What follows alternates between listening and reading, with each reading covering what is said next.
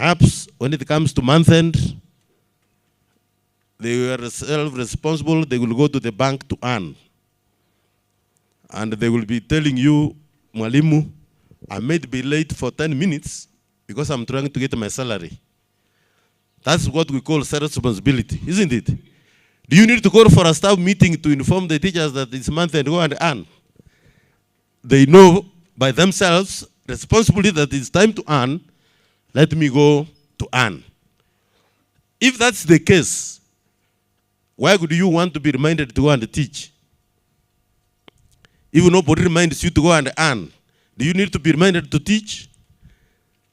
Do you need to be reminded to go to class? Do you need to be reminded to do your assignments? We must be self-responsible so that whatever we earn, we are proud of it and we own it. If we don't earn it, we also say it is our doing or our misdoing. Let us be responsible for it.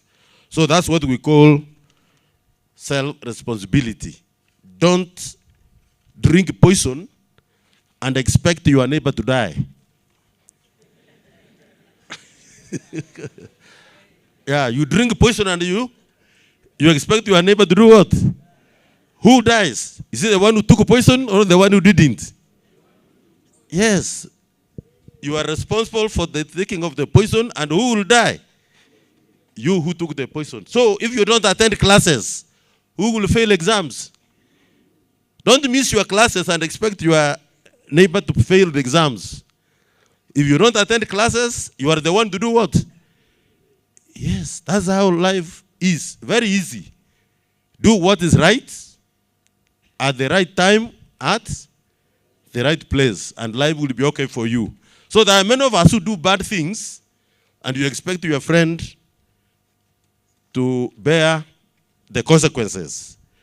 And I want to finish with that and say self-responsibility is very, very critical in having a high self-esteem. Number 4, you live a life of purpose. You live a life of purpose, purposefully. You are always looking at things positively. I am going to live Gesusu with an A. How many of you think, or even dream that you want to live Gesusu with an E? Anybody? You must always be thinking positively, coming out well and wishing people well, so that life rewards you according to how you feel and you think and you do. You live a purposeful life. Then, number 5, self-assertiveness. You must be self-assertive. You must know when to say no, and you must know when to say yes. And when you say no, you mean no. And when you say yes, you mean yes. For example, if a fellow student tells you, let us not attend to classes today, what do you say? You say what? Because you know it is wrong not to do what? To attend to classes. And when somebody tells you something good to do, you say yes, because you know it is important and useful to do that. So that's being self-assertive. Stand morally upright by doing the right things. And you know when to say yes, you know when to say no, and you mean them. Here in life, there are some people who, when they say yes, they mean no, and when they say no, they mean, is that the kind of people you are? So you mean no when you mean no, and you mean yes when you mean yes. The last one, to build your self-esteem to be high, so that you can succeed in all that you do, is self-integrity. Self-integrity. You must be a person of self-integrity. A person who is honest. A person who can be trusted. In fact, they say integrity means doing things which are right even when nobody is watching. Is that not right? You don't have to be seen to do the right thing. You just do the right thing. That's why we have got chapter 6 of the Constitution of Kenya 2010, which talks about leadership and integrity. That you are able to do the right things even when nobody is supervising you. The teachers don't have to come and supervise you, do your assignments. The teachers don't have to come to supervise you to eat. You know eating is proper and it is time to eat. You do what? By the way, I've never seen teachers, can you tell me, do you ever force these students to eat? Do you ever force them to eat? What do you force them to do? To go to class, isn't it? To do the right things, you have to be forced. To do the wrong ones, perhaps you don't need to be forced. So, it's very good to be a person of self-integrity. Now, I wanted us to be sure that we are people of a high self-esteem. We believe in ourselves. We know we shall make it. And I will now tell you where I did my A levels. And this might surprise you. We did not have school rules. Where I did my Form 5 and 6, we did not have school rules. But we were told to live on 4 principles. Principle number 1, freedom. You are free to do what you want. Is that not what freedom means? But we were quickly told, but don't use your freedom to interfere with other people's freedom. So are you free? You have been told you are free, and freedom means you can do what you want, isn't it? But you are told quickly, a caveat, we call it a caveat, cautioned that don't use your freedom to interfere with other people's freedom. So are you free? Are you free? Like now, you are allowed, you are free to walk naked. Isn't it? But can you stand up here where we are now and start walking naked? Can you do it?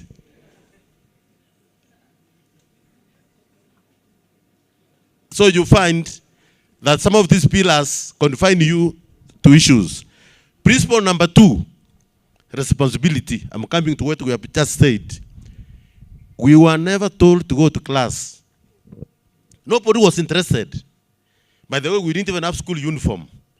But remember, that was A levels, from 5 and 6. There was no uniform. But we were told, you are a student, you know the responsibilities of a student.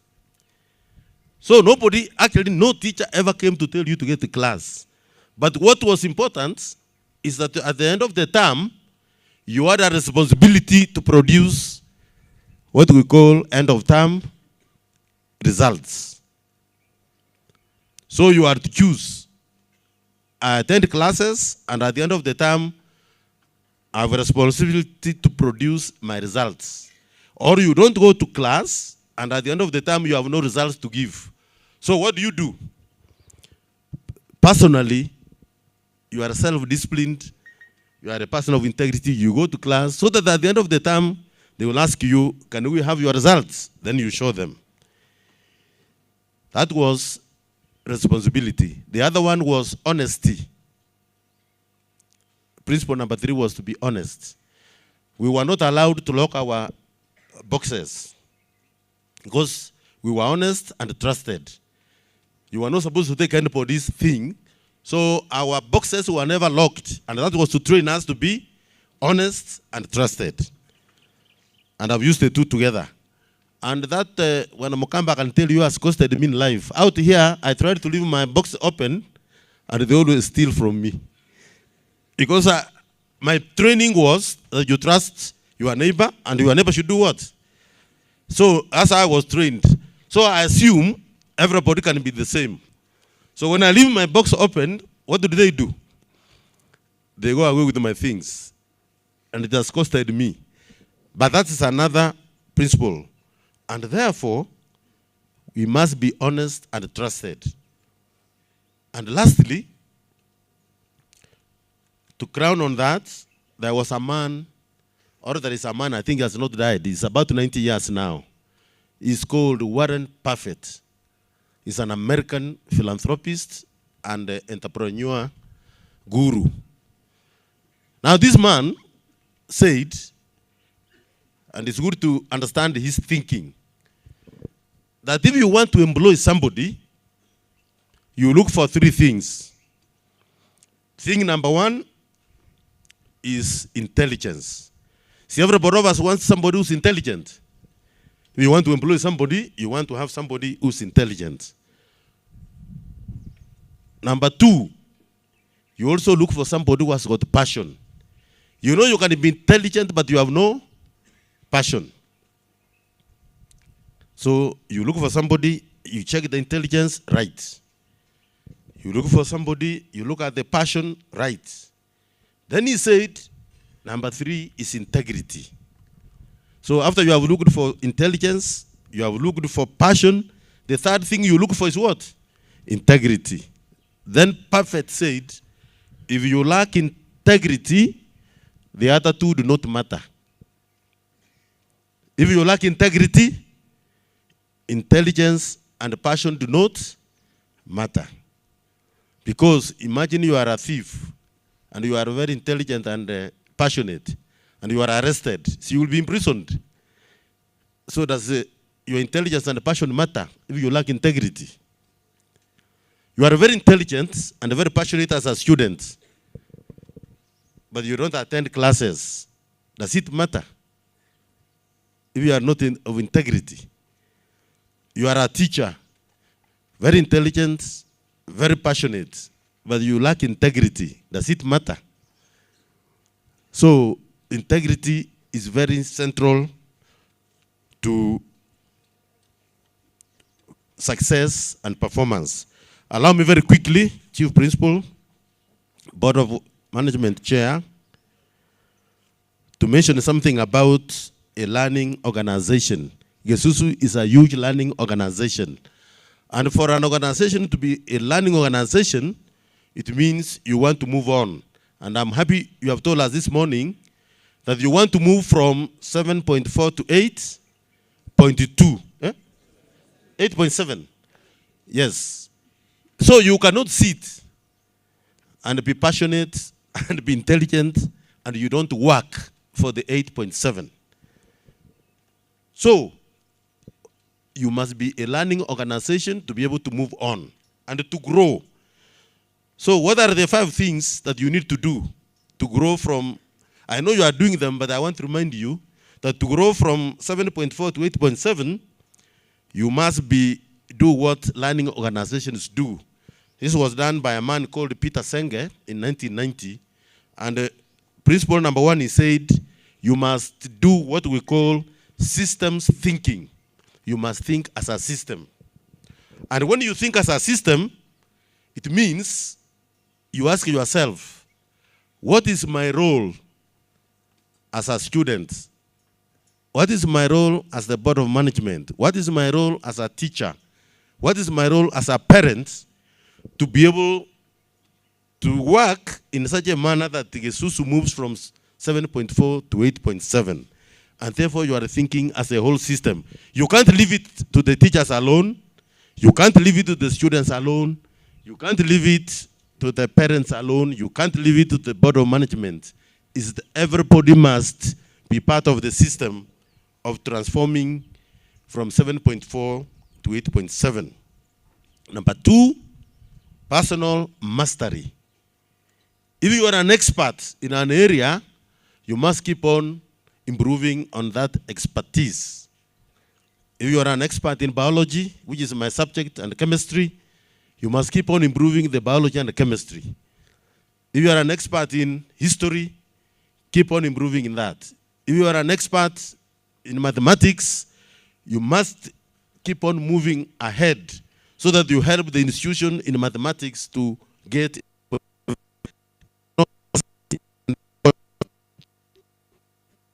Hello?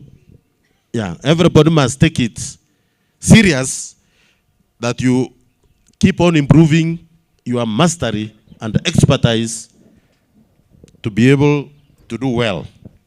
Thirdly, thank you, you must do what we call mental models.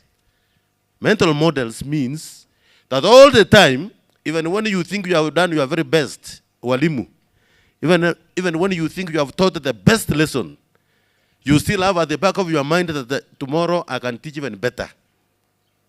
That's what we call tying out your mental models. You are trying to do things differently for the better, for the best. You don't reach a place and you say, I've arrived. Even when you believe this was my best, there is room for. If this is not expected, we always have best, better and good, better and best. So if you are good, you know there is room to be better. If you are better, there is room to be. Even if you are best, there is room to be. Yeah? To do what? To spread, yeah? Splendid, okay. You can be splendid. Number 4, you must have a vision that is shared. A vision that is shared. Like I am sure, and I believe, because I know Momanyi, after coming from where we have come, this vision of 8.7 is shared by everybody. The parents know. The teachers know. The students know. The cooks know. Do the cooks know you are looking for 8.7? Otherwise, they can cook bad food and you diarrhea the whole week. And you won't learn.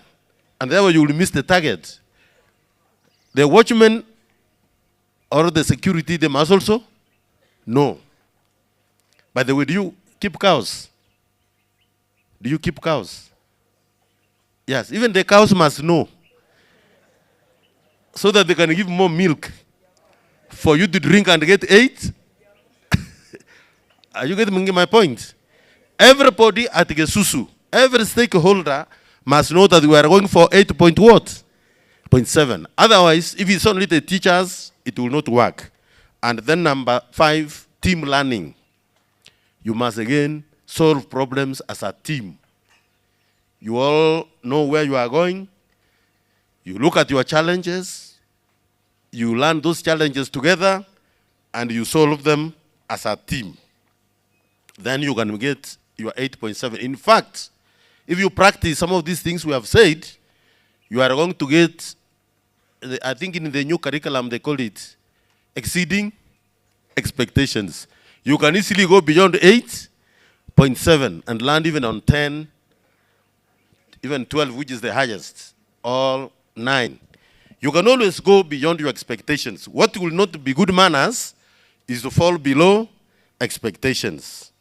Now, there are ways people respond to change, because this is a change.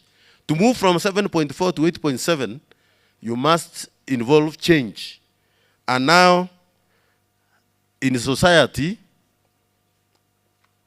there is a way people receive change, perceive it, and act.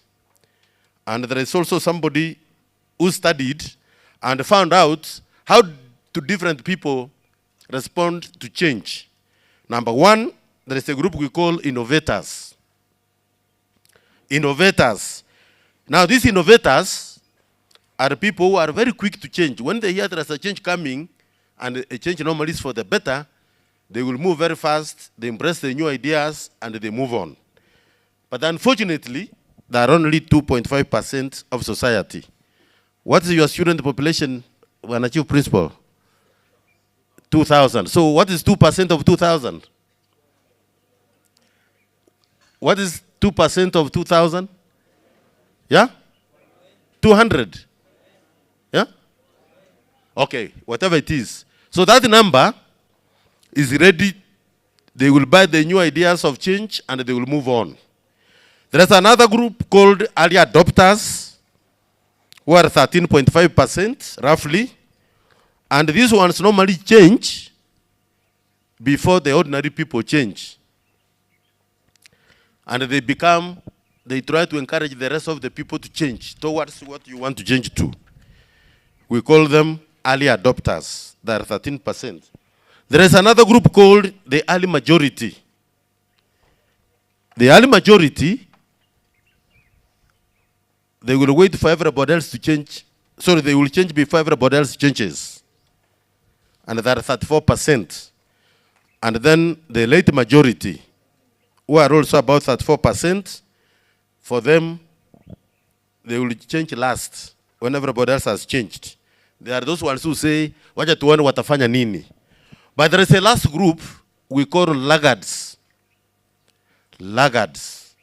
They are about 16%. These ones are against everything. They are against, you give them food, they will say, who wants your food? You don't give them food, they will complain the whole month. I was in a school, Momanyi, you didn't know, we had one teacher. I will not mention him because you wouldn't know him. And you come in the morning, you meet him and you say, good morning, you want to greet him, he tells you, whom are you greeting? Who wants your greetings? And if you don't greet them, they will tell everybody else in the whole week. So and so will never greet you. Have you seen these people? They always refer to the past instead of the present and the future. Waramomanyi, you will be lucky. If some of them come here as teachers, or new teachers come, these are the ones who tell you, we have been here for a very long time. And we have been doing well. Where are you bringing changes? We have been here for a very long time. We have seen principals come and go. And you will leave us here. So why are you bringing changes? You will encounter such a kind of people in life. They will always complain. They will be thinking of the past. They are called laggards. 16% against everything. You bring something good, they oppose. You bring something bad, they do what? They will never accept anything. So I don't know where you belong as students. I don't know where you belong as teachers. I don't know where you belong as school support staff. I don't know where you belong as parents. But we have that group, and they are the ones who cause resistance in society. They will resist anything that comes, and they will not want life to continue. So, I've given those so that we realize the dynamics of psychology in society. How do we live together and we become a top performing school? And performing is not only in academics, it is in your character, it is in what you do in the music, it's what you do in the co-curricular activities, we call them, out of class. But very importantly, Chief Principal, by next year, we are admitting the first cohort of the CPE. We call it competence-based education, and it has got this competence-based curriculum. This curriculum and education is asking that we now go for what we call competences, skills, hands-on skills, that after you leave school, you can develop along the kind of skill you have, and you become an expert in that. Instead of asking somebody maybe to score an A in maths, and they don't go together with maths, allow them to excel in an area where they're best. Like my young friend here, Uyu, come. Talent, do you have any talents? Huh? Which one? Tell them. Which are your talents? My talent is singing and playing football. You say singing and playing? Now, is singing the same as music? Yeah? Singing is the act of expressing your words, making them in some sorts of beats, and the music is the outer rank of the singing. Outer? Outer rank of the singing. Hey, wait. And you said you are also good in football. You play for the first 11 of the school? No, Oh, you just like it. But when they are picking the first 11, you are nowhere near. Okay. And by the way, I can now tell you, I played for Shabana FC. I was number 9 striker.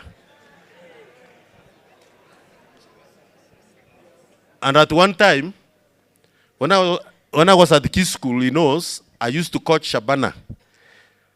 I was the player coach. I coached Kina Motego, Kina Nyandoro, Kina Michael Koth, and you can see where they are, isn't it? So, if you think you have a talent in soccer, which is football, then you need to excel in what? In soccer. If you have talked about music, you need to excel in. So, where don't you have talent? Tell us. Yeah, tell us. There are areas where you don't have talent. I'm not a good dancer.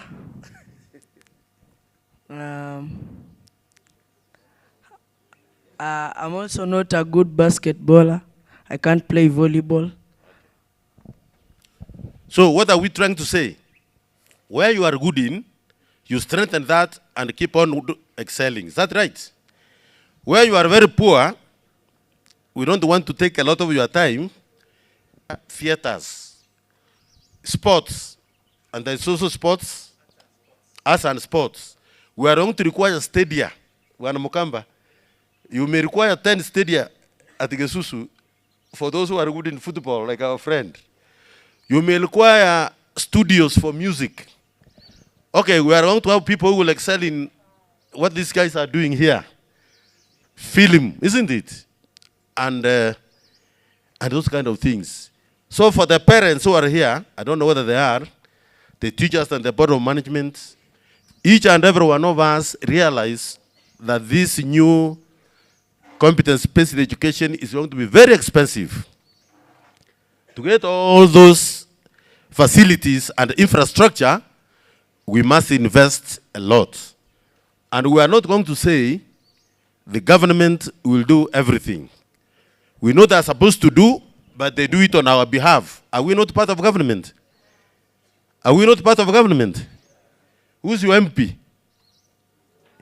Who's your MP here? Manduku. Manduku represents who? It represents you, isn't it? So you are in government because you are being represented. Therefore, when you talk of government, you are part and parcel of government. And we are going to ask each and every stakeholder in education to participate in improving the heavy infrastructure that is going to be required by the competence-based education and curriculum.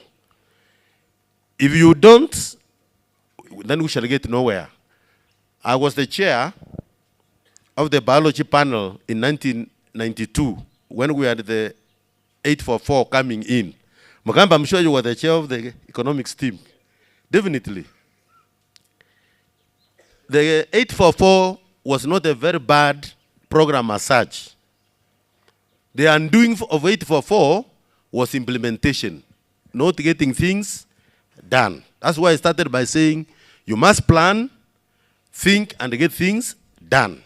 If you don't do your plans, if you don't execute your plans, you will never get anywhere. Because I remember one of the requirements of the curriculum of 844 was the students who were supposed to go to school with a fishing net and a boat, especially in the lake region. That's true. But did they go to school with a fishing net and a boat? How could they learn fishing? Because fishing is a talent and an art. Among the pastoral people, students who were supposed to go to school with gadgets to keep cattle and treat them, milk them, and do all those things, they did not do it. In the farmland areas like ours, we were supposed to go to school with jembes, pangas, and slashes to be able to do what? To practice farming. We never went with those gadgets. So did it work? It never worked. For those who wanted to be carpenters, they were supposed to go to school with hammers, ladders, and what? Nails, so that they could practice how to become carpenters. Are you getting me? The plumbers, they were supposed to go to school with the gadgets and equipment for doing what we call plumbing. And the electricians, the same. But once it was not done practically, the system faded away. And so I can tell you authoritatively, as the chair of the County Education Board, we must come together, teachers, parents, even you students, you will play your role by identifying your talents so that we build adequate and quality infrastructure to be able to implement our 884, our CPE, so that it can become successful. Otherwise, minus implementation, minus execution, minus action, nothing will ever happen. And that will be my parting shot, that as much as you are planning what to do, as much as you are thinking what to do, and as much as you want to see certain results, the most important thing is to do things, is to act, is to execute, so that you are able to get the results that you want. And I know Gesusu, under the stewardship of Mr. Momanyi, my former able student, you will do very well, and I wish you very well. Do you accept my sentiments? But by my saying that you will do well, will not do well. The doing well will come from who? From you putting this thinking, these wishes into action. Mahatma Gandhi, I'm sure you know him, the former Prime Minister of India, said, if you want to see change in the world, be the change you want to see.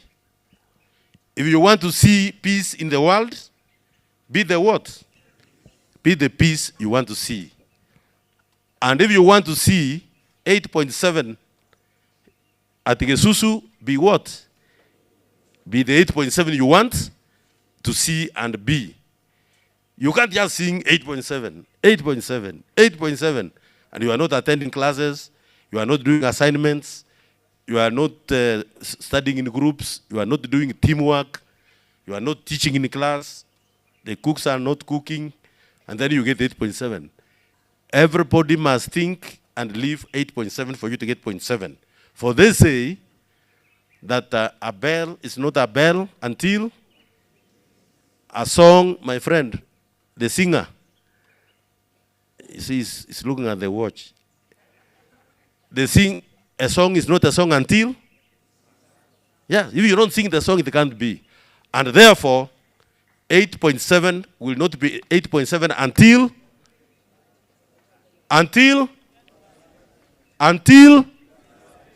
until you do it. With those many remarks, I don't know how much time I have. I've got a problem.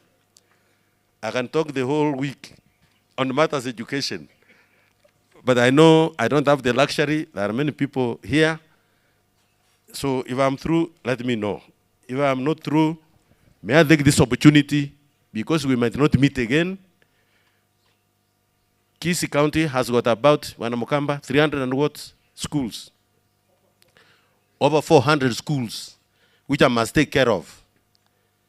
So coming back to Gesusu will take another time.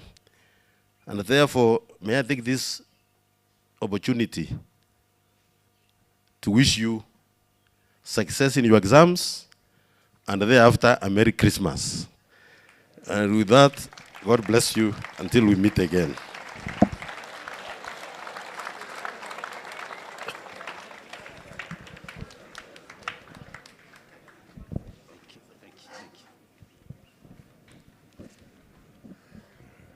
Thank you, our Chair, County Education Board. Listen, you have heard our Chief Principal went through the hands of the Speaker, and this shows that our Chief Principal is going to produce more better Kenyans from you, from what he has produced. So it means among us, we are going to get the chief principals, we are going to the Matiangis, we are going to get the people who matters through the hands of our chief principal, which he has gone through negotiation. So in this particular point, I think we have been heard from our speaker. Let us be students at all times. Let us think as students. Let us be responsible for us to get our target of 8.7. So 8.7, it is in your hands. So wherever we are, let us think about 8.7 by having integrity. So at this point, let us appreciate him by by having 5 factorial. Not you have 5 factorial? Yes, we are going to give him appreciation of 5 factorial. So let us start 1, 2, 3.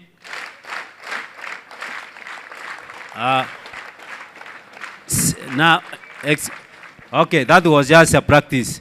Now, let us be orderly. 5, 4, 3, 2, 1. Wait. Okay, let's start 1.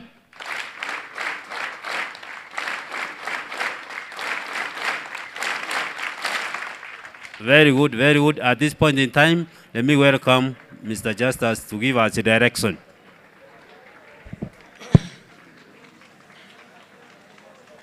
Okay, attention. Okay, thank you so much. We appreciate the first bit. We have been very cooperative. We are moving in for our break, and the day after we shall resume. We are giving you 15 minutes for a break. The keynote speaker is around. We resume first so that we continue to our programs. I'm requesting my colleagues on the other side to assist the flow of the students, and I request after they have taken their break, we assist them to settle before we go for our tea. So I want to begin with the Form 4s. Form 4 Bruto. Okay, kidogo tu. The 4 Bruto, hold kidogo. Our chair is leaving, and let us give him a chance to exit. Thank you, Chairman. Appreciate him as he leaves.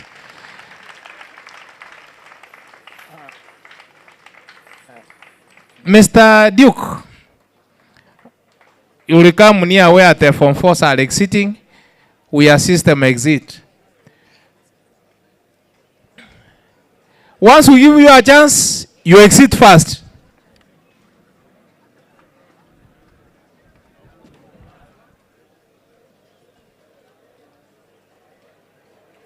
We comply with the timelines we have given for the sake of us to benefit more.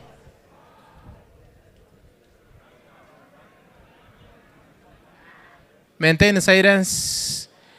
Maintain silence. Let us be orderly. Sawa, 4 Bruto sasa.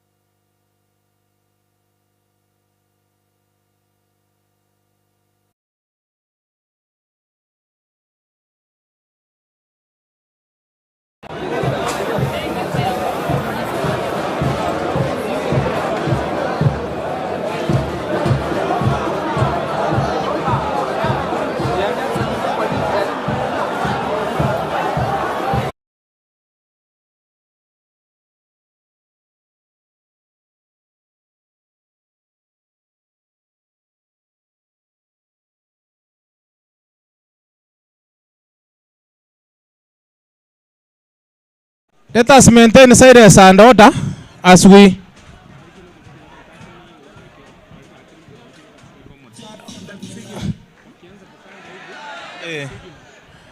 sawa. And our guests read by our chief. Tusimame wote sasa. Makofi. Makofi, makofi. Makofi, makofi. Let us continuously clap. Thank you so much. Our keynote speaker, karibuni sir, read by our chief. We shall remain standing. Yeah, pata nafasi poa ya kuangalia. Welcome sir. Karibuni. Thank you so much. We shall remain standing. We appreciate you for the good work.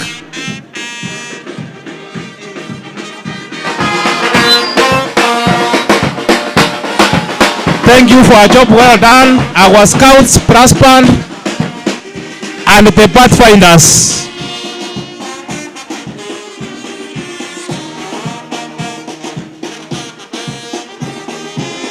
Thank you so much for making our events lively. Let us now resume our seats. Standing, standing. Our persons still standing.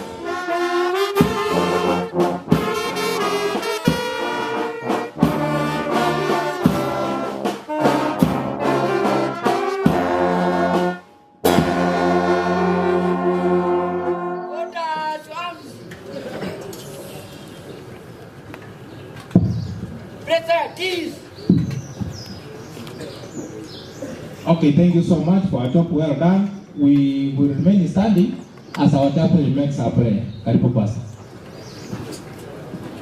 Father, please, let us pray. Our dear loving Father, God in heaven, we want to thank you to this far, Lord. You have led us since morning and since Friday when we started this meeting. As we stand here, we want to praise you for according traveling mercies to our speaker, guest speaker who is with us now. As we are going to start the meeting and the speeches, how we pray the Lord you give us the wisdom of understanding and give our speaker the good head that he needs for him to speak to us. Bless the entire community of Moi Gesusu and even the visitors who have come around to visit us here, awaiting to hear from your man servant that you have brought here for the information of making them grow the better way. We pray the Lord you start with us until the end of these meetings, for we pray and trust in Jesus' name. Amen. Thank you so much. We can now sit as we can sit. Thank you, our press, the scouts and the pathfinders for a job well done. We shall be attentive, remain attentive as we are being directed by their trainer, Mr. Ochora, for an item so that we can continue the program. Give them their time. Welcome. Pathfinders and scouts can exit the stage as the brass band remains to give us an item of entertainment through the chief guest. As the brass band gives the entertainment item, the school choir to make themselves ready to come forward. So brass band, it's your time.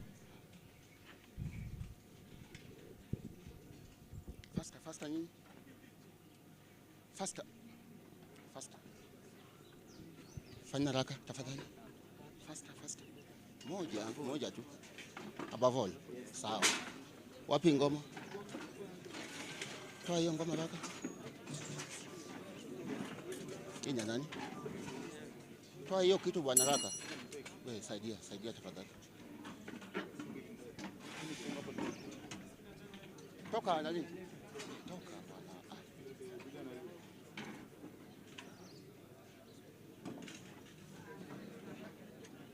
Well, you are wasting time.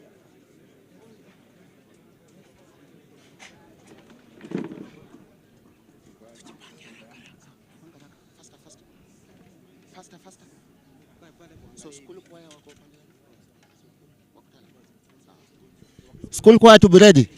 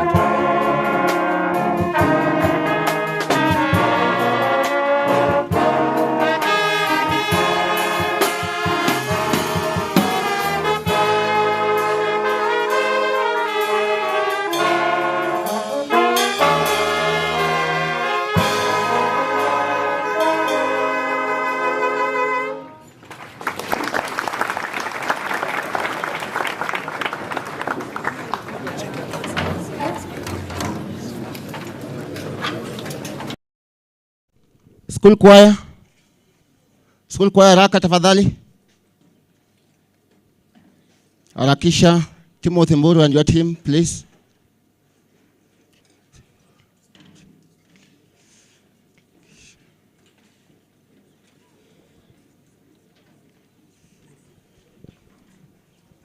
Jipanga haraka tafadhali. Faster.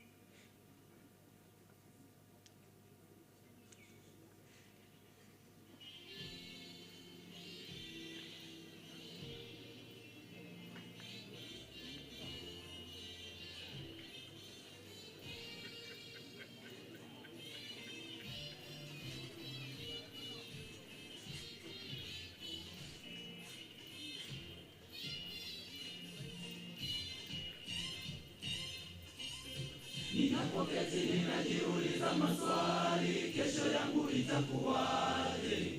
Kesho yangu itakuwaje? Maswali akilini mwangu.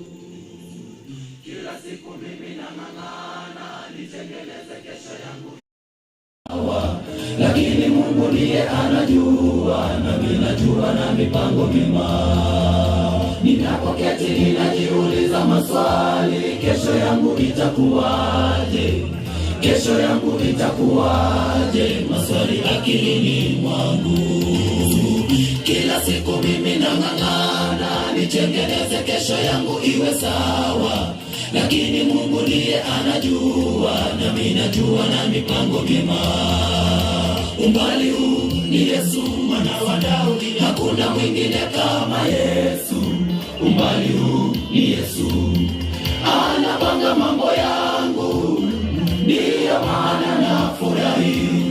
Kesho yangu ipo mikononi mwa Mungu, langu ni kutumaini tu. Kesho yangu ipo mikononi mwa Mungu, langu ni kutia bidii. Umbali huu ni Yesu mwana wa Daudi, hakuna mwingine kama Yesu. Umbali huu ni Yesu, anapanga mambo yangu, ndiyo maana nafurahi. Kesho yangu ipo mikononi mwa Mungu, langu ni kutumaini tu. Kesho yangu ipo mikononi mwa Mungu, langu ni kutia bidii.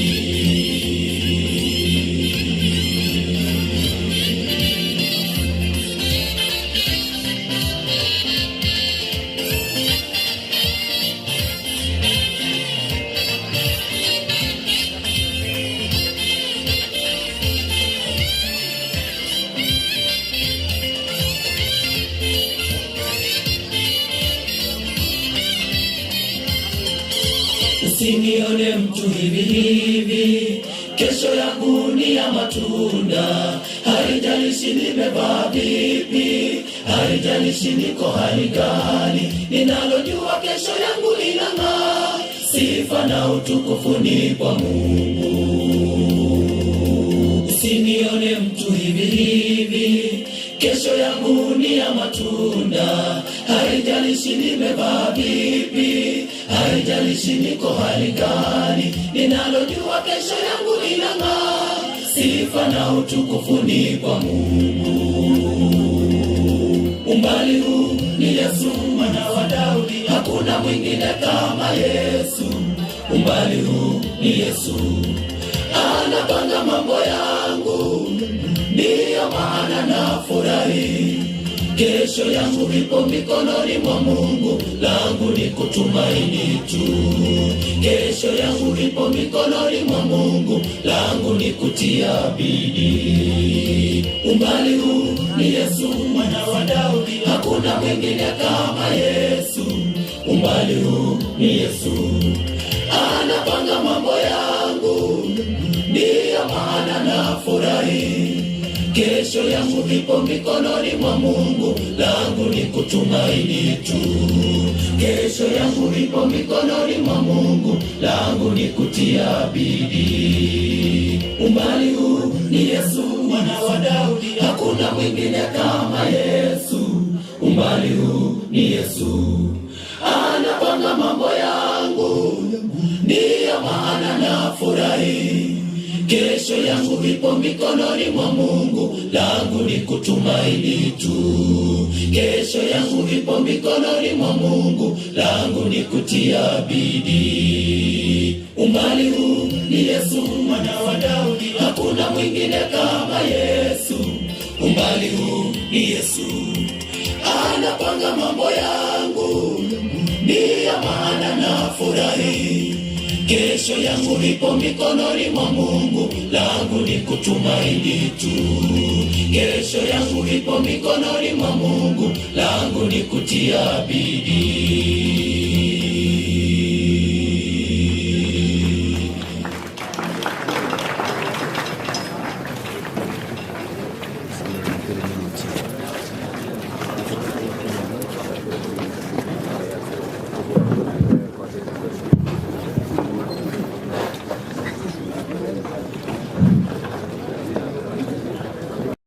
Guest for today, the lawyer Dunstan Omari. Our second speaker, Mr. Patrick Nyagosia. Our chief principal, other invited guests, our teachers present here, members of the supportive staff with us here, our dear students, good morning. Good morning again. It's a good day that God has given us. We have our visitors here to assist in mentoring our boys. And we are very happy for this program, the way it started yesterday. And I'm sure we are proceeding well. For our guests, I'm Joseph Ondieki, Deputy Principal in charge of administration. I wish to thank our students for the way you have conducted yourselves this morning. We are very happy of you, and it's my wish that you continue the same. This is a very important program for you. Please learn, be motivated, move ahead, and know that God has good plans for each and every one of you. Plans to be successful, plans to prosper, and be great men in our society. I know when I look at the way you are, the way you've been performing, I'm quite optimistic that we have future great lawyers here. We have future medical doctors here.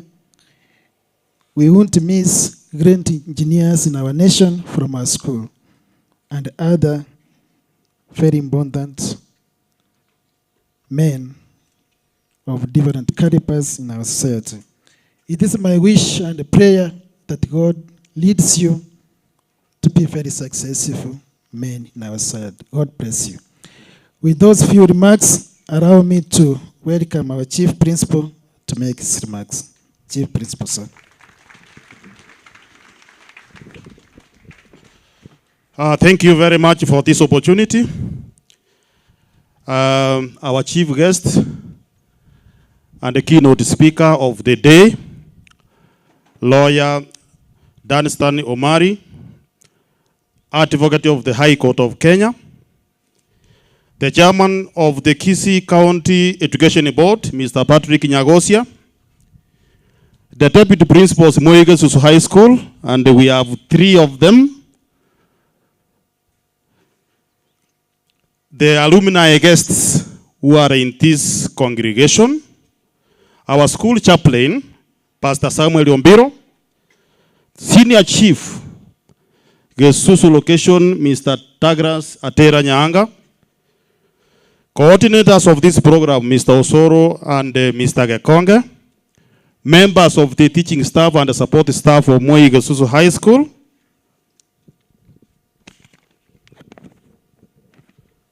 invited guests who are in this convocation, and dear students. Good morning.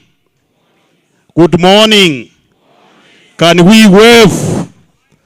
Good morning. Thank you very much.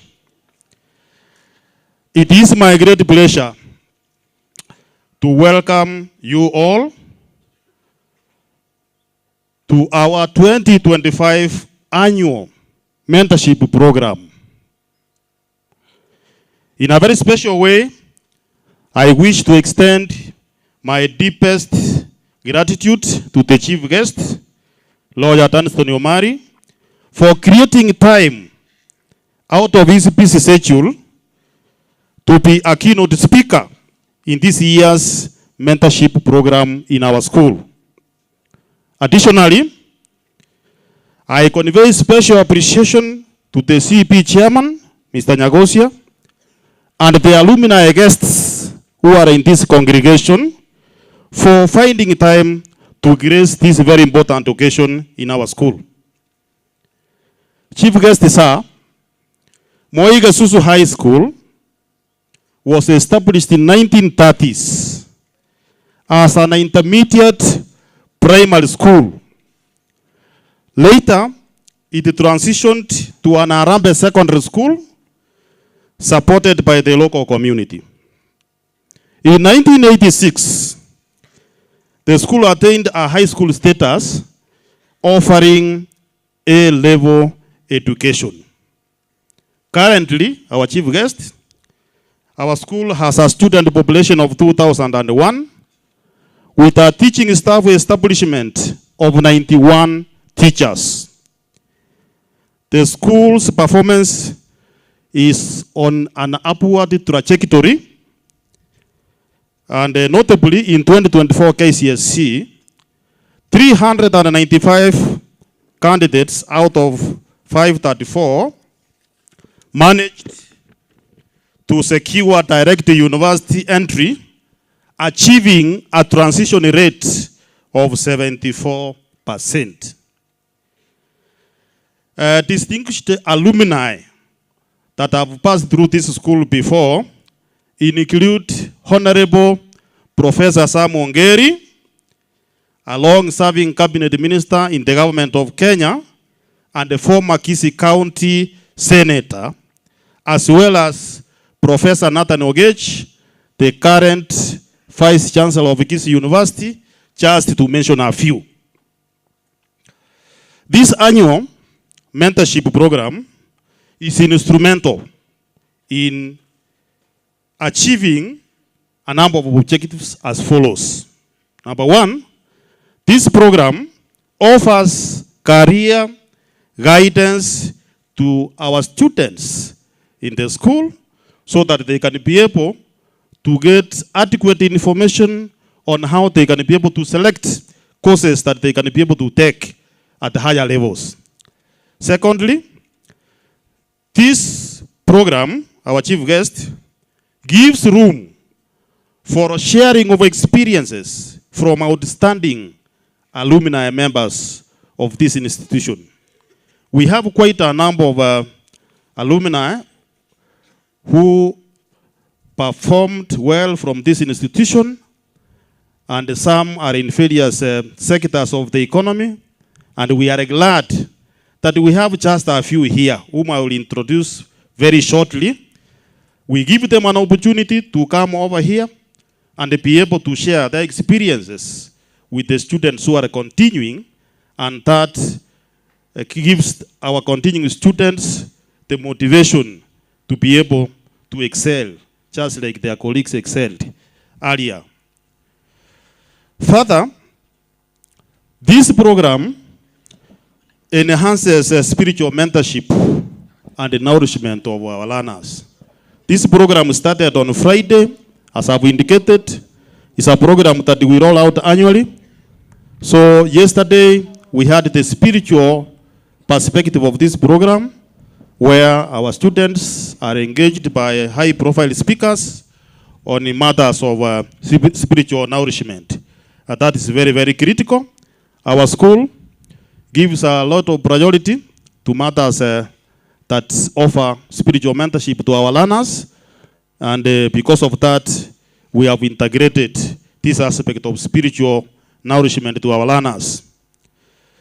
Our chief guest, the other objective of this program is that it gives the school administration an opportunity to invite outstanding and influential members of society to give keynote addresses to our students in order to inspire and propel them to excel in not only in academics, but also in life in general.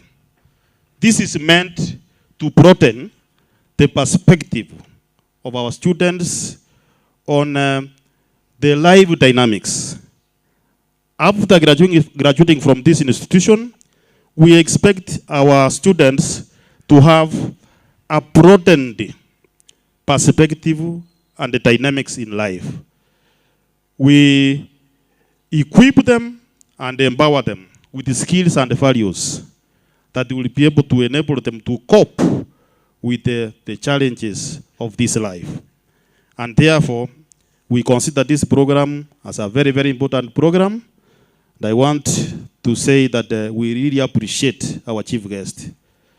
Our chief guest is a person who is very, very much busy, and it was a great honor. Our chief guest, I know we have not interacted before very closely, but I managed to reach you through one of my friends whom I mentored, who is currently a judge of the High Court, serving in Land and Environment Court based in Malindi. Honorable Justice Evans Makori is the one I talked to, and I think he linked up with you, and that is how you graciously accepted to come and engage our learners. Let us applaud lawyer Dunstan Omari. He's a lawyer and advocate of high standing. I think many of you have seen him in the courts of this country arguing very complicated cases that may be out there. So today is here. You are going to hear him. And I hope it is going to impact very hugely in your lives. In conclusion, I thank you all, and may the Almighty God richly bless all of us as we look forward to hearing from our chief guest. Thank you, and God bless you. To this end, there are a few guests I will just recognize so that we make a provision of time for the chief guest to be able to engage us. Some of them have talked with you from Friday evening, yesterday, and even a part of today. So just for the purpose of the chief guest, I will request the alumni guests to come up front, kindly, very fast, just for the sake of the chief guest. We have alumni here who have been with us here since Friday. Since they have already talked and engaged with you, I will make a very kind request that they just mention their name and what they do at the moment. Kindly. Just in a minute. Thank you, the chief guest and all protocol observed. My name is Dennis Ombaba, and currently I'm a surveyor, GIS expert. Thank you. Probably you could say when you left here. I left here 2015, and I was in Jupiter School. Let's give him a round of applause as they talk. We applaud them.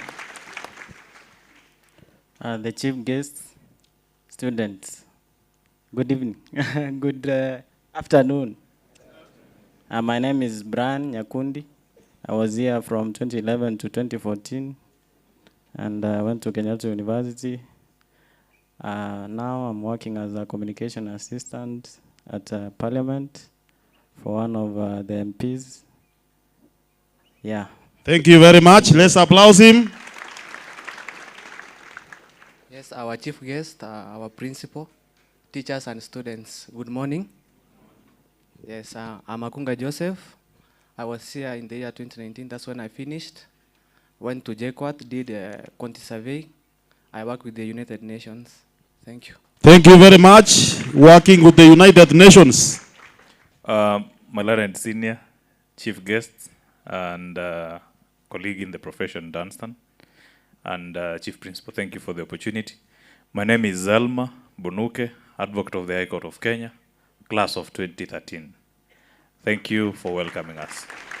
And I think you should have also mentioned that at the moment is a practicing advocate. Yes, I do practice as an advocate of the High Court of Kenya. Thank you. I was in Pluto and Endovu House.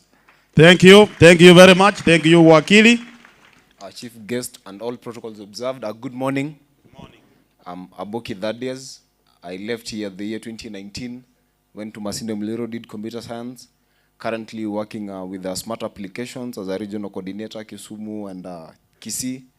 And I was in Chui and Twigabi, and we really do appreciate this program. And thank you, Mr. Chief Principal. Thank you, thank you, thank you very much. God is good.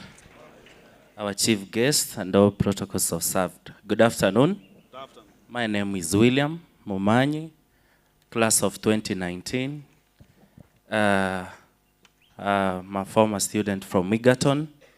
I'm currently working as a tea leave inspection manager, KTDA, Kericho branch, director, Kenya National Youth Council, and at the same time, founder of Ignition Talks Africa Network that deals with nurturing young talent who want to pursue public speaking.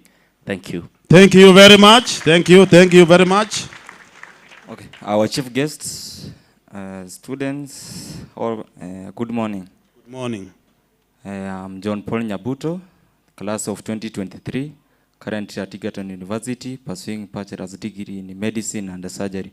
I'm very much happy to be here, and it is an honor to give thanks to you, sir, for inviting us over. Thank you very much.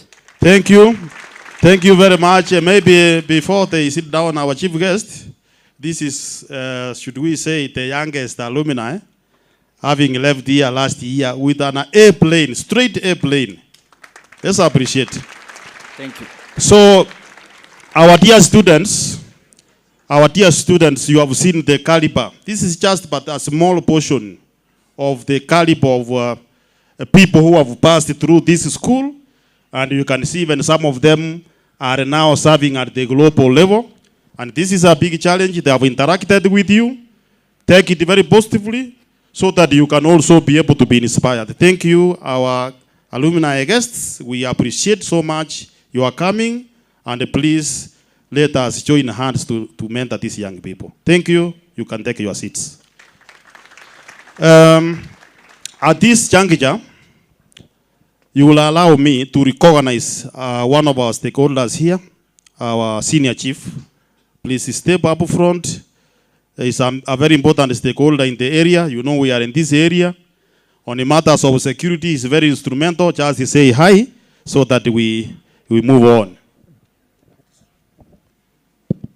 Thank you very much, Chief Principal, for the opportunity to speak to this multitude. Our chief guest, Honorable Dunstan Omari, all protocols observed. Good afternoon. Good afternoon. Good afternoon, students. Good afternoon. I'm humbled when I stand here and look at the marvelous development that has happened in this school. Especially when I look at this, our young motivators. Are they not motivating you? When I look at these young talents that have stood here, very simple, but working on a global level, I really get humbled. And I really thank God for the work that the school has done in this country.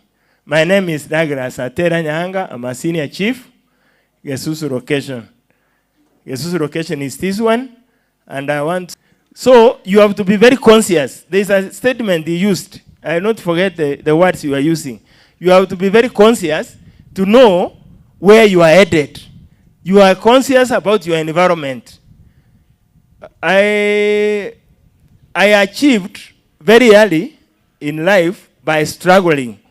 I attended school, secondary school, 163 days only from 1 to form 4.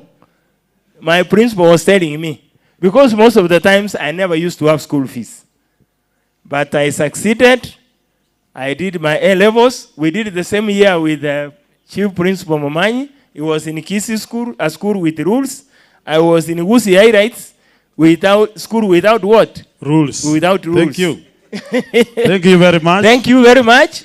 God bless you. And thank you, Chief Guest, for coming to grace this occasion. Thank you. Thank you very much. Thank you. Thank you very much, Chief. Thank you. Finally, before we invite our chief guest, it's important to recognize the teachers who are in our midst and the members of the support staff. Kindly, our teachers, you can wave Mr. Duke and Mr. Nyangweso. Our teachers are at the far end. We appreciate and acknowledge you so much. Our support staff, we can see our pastor here and our nursing officer. They are here. Thank you very much for being present in this occasion. Now, to this end, and in the interest of time, I do not want to prolong my remarks, but one more time, I want to say that we are greatly humbled, our chief guest, to have you in our school today. As I said earlier, we know how busy you are, but thank you for your kindness to accept to come to talk to these youngsters here who have been entrusted in our hands with the responsibility that we have to nurture and be able to transform them. With a lot of humility, I wish, because my senior here is here, the chair of CEP, it will be very appropriate and a great honor for you to invite our chief guest to come up front so that he can be able to address us. Thank you. Thank you very much. I wish you a very, very engaging moment with our chief guest. Thank you very much. Okay, thank you, Chief Principal. I've already talked, so I will do what I've been told. Chief guest, that's Omari, our lawyer, advocate. The chief of the area, you have said you came from nowhere. This man here has come from nowhere. Until he's a chief guest. Are you getting me? When I was working in Central Province, he was the children's officer in Kirinyaga. And we met, of course I was stationed in Nyeri, so we could meet occasionally. He used to travel from Nairobi to come and work in Kirinyaga, and at the same time return back to Nairobi to attend classes in the afternoon to become a lawyer. But of course, before then, when again I was in Nyamira, he worked at the Kiabanyoru Secondary School, where he learned with Matiangi. Is that right? And of course, later on, he worked at Rigoma. So he has also come from nowhere and somewhere. But you can see he is what he is, isn't it? And we said, be conscious of what you are, where you are, what you can do, and where you are going. And unless you do, remember I mentioned you do, execute, you can't be anything. Can you imagine going to work from Nairobi to in Kirinyaga, then coming back to learn in the afternoon? So you mutu wajabu. I'm sure these youngsters want to hear the tricks you have used to be where you are. Karibu sana, chief guest. It's an honor. Let's clap for him. Be upstanding, be upstanding, be upstanding. You know, this a lawyer, he needs. Karibu sana. Haya. Tukae.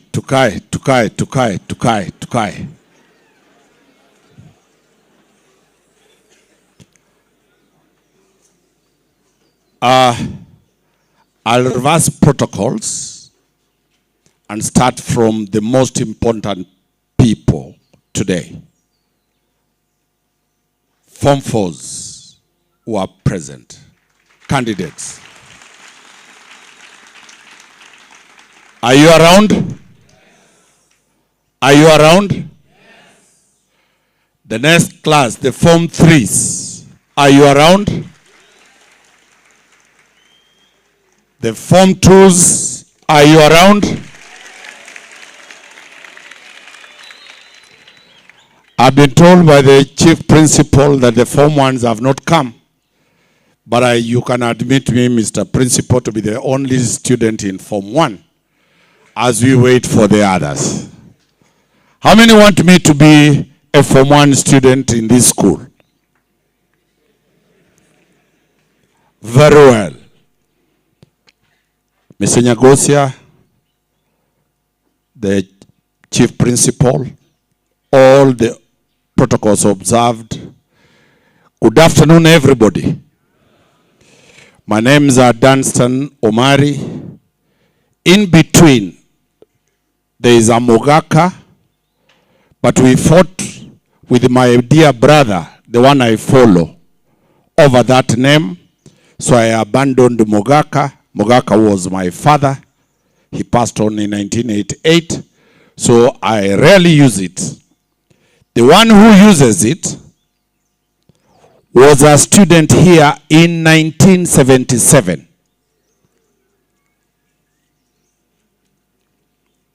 Mr. Chief Principal, is when I came here.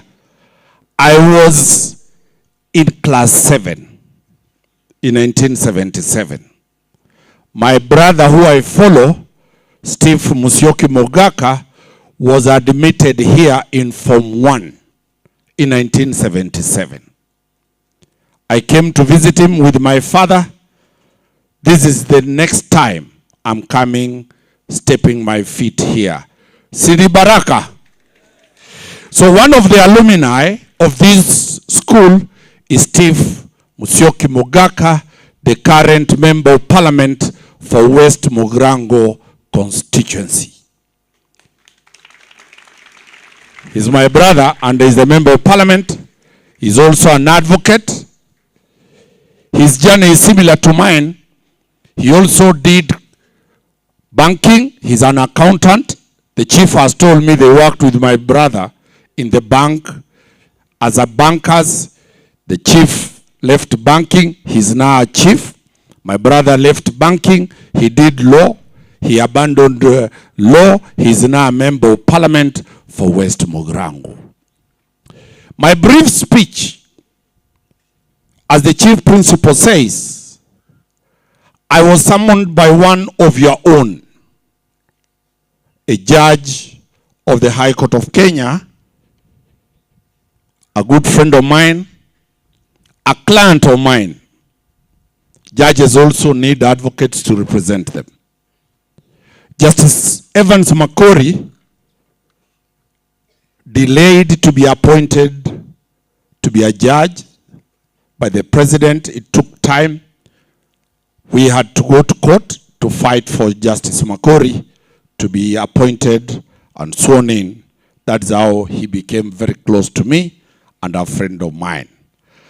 Allow me, before I start my talk, because I will put my talk majorly on the legal profession and 2 on you.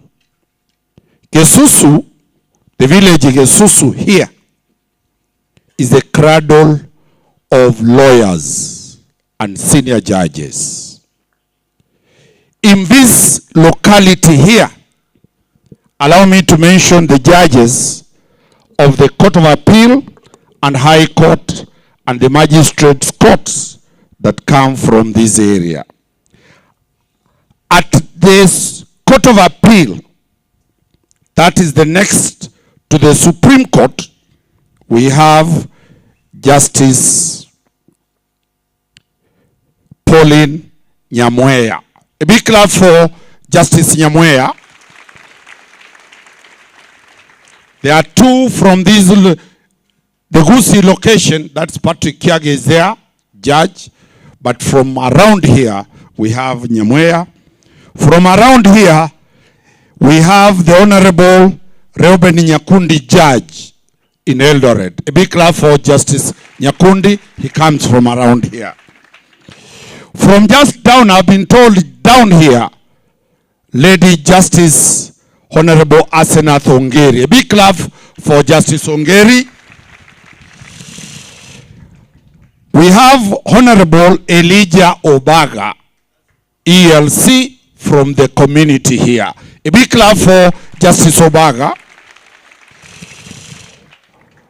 Obaga is also in the Environment Land Court. We have the Employment and Labor Relations Court, my friend, Honorable Ocharo Kebira. He comes from around here. A big clap. Then we have Honorable Dr. Fred Nyagaka, judge. A big clap for Dr. Nyagaka, judge. Then we have Honorable Evans Makori from Malindi. A big clap for judge. We have chief magistrates. The chief magistrate is the head of the magistrates. In the magistrates, we have the lower rank, which is a resident magistrate, senior resident magistrate. Then we have a principal magistrate, senior principal magistrate, then the chief magistrate. We have three from around here. Honorable Elijah Ogoti. A big clap. He comes from down here. Then we have Honorable Evans Hezekiah Kiago. He's based in Nyahururu now. And also Honorable Moibi Yaberi from around here. Wah! Si hata nyinyi mumeza? Hao ni majaji peke yao. From one, they are all under the chief. When the chief summons them here, they come here. They must listen to the chief. Finally, we have in the legal fraternity, retired Chief Justice Emeritus. Emeritus is the one who has left. Maraga David. A big clap for Maraga. The Solicitor General. The principal never told you they come from around the same area. The Solicitor General is the biggest accounting officer in the Attorney General's office, Honorable Shadrach Mose. A big clap for Shadrach Mose. He told me niwasalimie. Then lastly, the judiciary, the chief registrar of the judiciary. The chief registrar of the judiciary, Winfrida Mokaya, she comes from this bigger region. A big clap for her. And I'll not forget their employers, those ones who are going to look for jobs in the judiciary. There is an entity called the Judicial Service Commission. One of the commissioners, Ambassador Omwansa Ombati, is the Commissioner, Judicial Service Commission. I told him I'll be here, and he told me, nilete salamu kwa all the students. Do you accept those salamus? After introductory of the judiciary, there are quite a number of advocates who hail from this region, very many. In total, the Gusii Nation is proud of over 100 judicial officers. That's a big clap. Out of around 800. We have a department called the Attorney General's Office, headed by the Attorney General and the Solicitor General. Those ones who will want to do civil law, you'll go to work for government. That is another department with a lot of young people joining. Then we have the Director of Public Prosecution, the DPP, that is the Office of the Director of Public Prosecution. That is another avenue for those ones who will want to go. In Kiswahili, they are called viongozi wa mashtaka. Then we have in-house counsels. In-house counsels are those ones who are employed in KTDA, they are employed in banks, they are employed in hospitals, they are employed in factories. They are called in-house counsels. You can also take that line. Then there is also what we call the civil society group. Those ones who are working for the UN, working for non-governmental organizations, working for multinational bodies. That is another avenue. So the legal fraternity, as I've put it, is a big, big animal that I will want you to join. Let me start my talk now.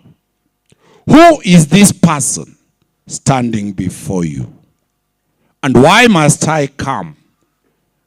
Why should the school say I come to address young people? Look at your badge. Everybody look at your breast. Do you have the school badge? Do you have the school badge?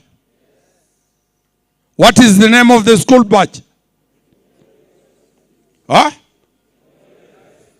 Moi. Look at the tents. What is the inscription on the tents?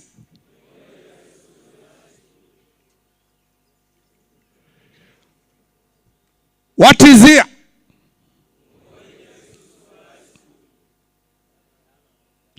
As I'm coming from the road, it is what? So why? Have you taken a soda? Not now. Have you ever taken a soda? Which sodas do you take? Which ones? Coca-Cola or Fanta. Form 4s, now that you are going to leave, you are going to have lines for telephone. Then you will have the money transfer. It is called what? M-Pesa, true? You walk all over and you see M-Pesa. You walk all over, then you see Coca-Cola. Coca-Cola is a company in Atlanta in America. It's not a Kenyan brand. You walk in town, you see Barclays Bank, called nowadays ABSA. It is a bank in South Africa.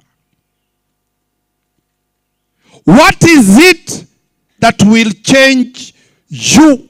And what is it that you will get from this Gesusu High School?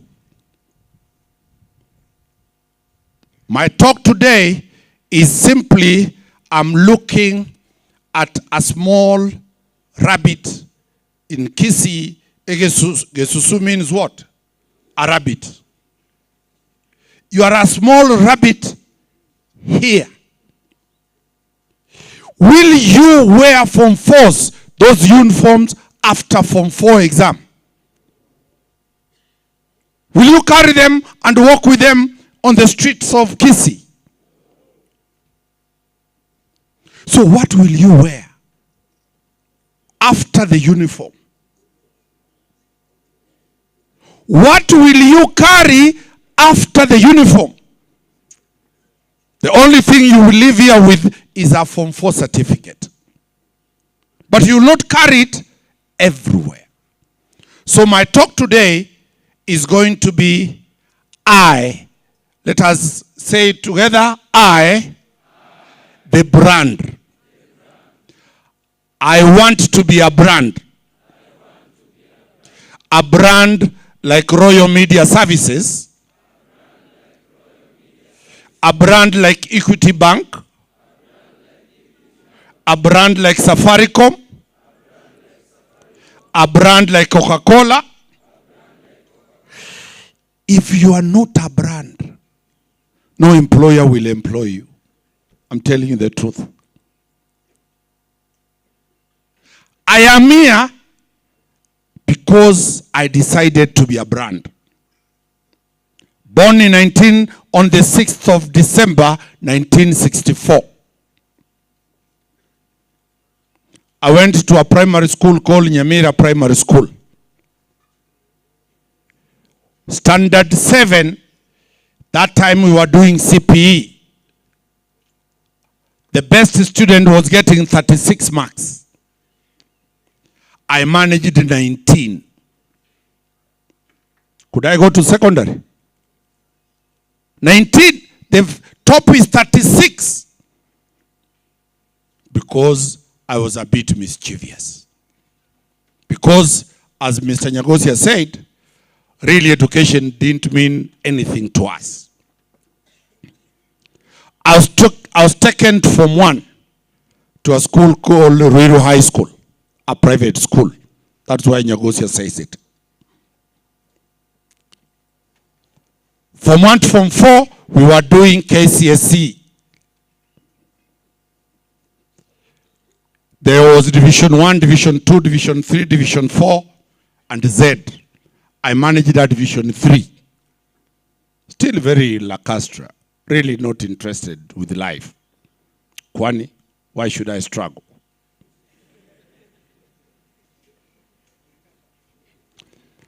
Then when all my colleagues who were in Form 4 went Form 5 and Form 6, my late brother Francis and my father told me, now, because you seem not to have woken up, we will take you back to Form 3. I went to join Kiabonyoru in Form 3 in 1982. That is where I met the likes of Dr. Fred Matiang'i and the others. We became classmates. I realized I woke up. I'm pursuing my brand now. I've woken up. After 1983, I got a Division 2. I was a bit poor in maths. If you didn't get a credit in maths, whether you score distinctions, you'll not get distinction, you'll not get Division 1. I was admitted to Kangema High School in Boranga. My letter disappeared. We were going to Form 5 and Form 6, second term. Then I was admitted in a school called Muguga High School, next to Alliance Girls and Alliance Boys, a private school. The school had a total, in Form 5 and Form 6, we were 600. Since it started, nobody had ever gone to university. Here you are lucky. The principal is telling me, you have been 300 plus are going. Last year they went. The other year they went. I went to a school, nobody had ever gone to a university. I said my brand does not care of history. I care that I must go to university. We did 85 Form 5. 85 we did Form 6, Kenya Advanced, KSE.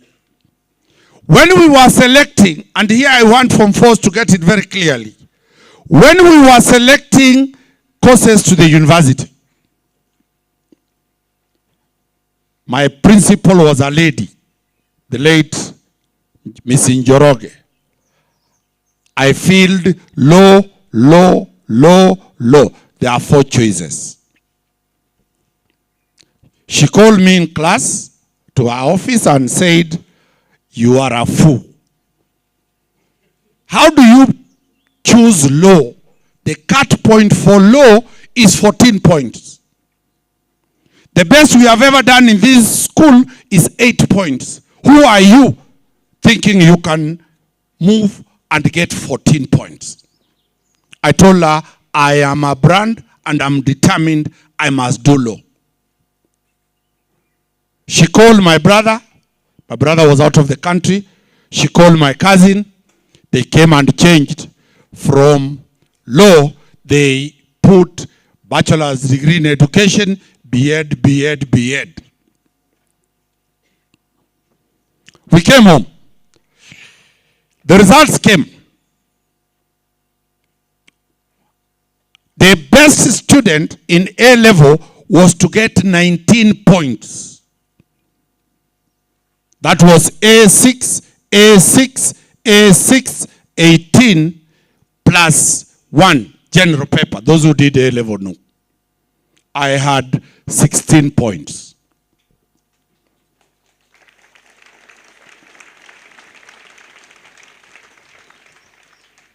My classmate, we were around 6 of us, and we believe we'll go to university. My classmate, Dr. Alutala, was elected yesterday. The other day, he was being sworn in as the commissioner of IEBC. We believed in ourselves. So me, I went home celebrating that I'm going now to do law. When the letters to go to the university came, I found I've been admitted to do bachelor's degree in education at Kenyatta University. I was so mad. I went, complained, then I was told this is the form. It is signed by your relatives. Then I said I will do education, finish a degree in education, take it to those relatives, then I will do my law. I went to NYS in 1987.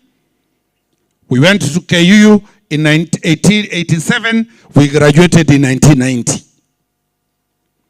I was posted at Kiamunyeru Secondary School as a teacher. I taught English and Kiswahili, rose to the position of a deputy head teacher. I was a bit ambitious. The teacher, I went to the school I was taught. I was a student in Kiamunyeru. I went to the same school. The teachers who taught me, I went back as the first graduate teacher from Kenyatta University. Later, I said that is not my passion. The Director of Children's Services advertised to recruit teachers to be children officers.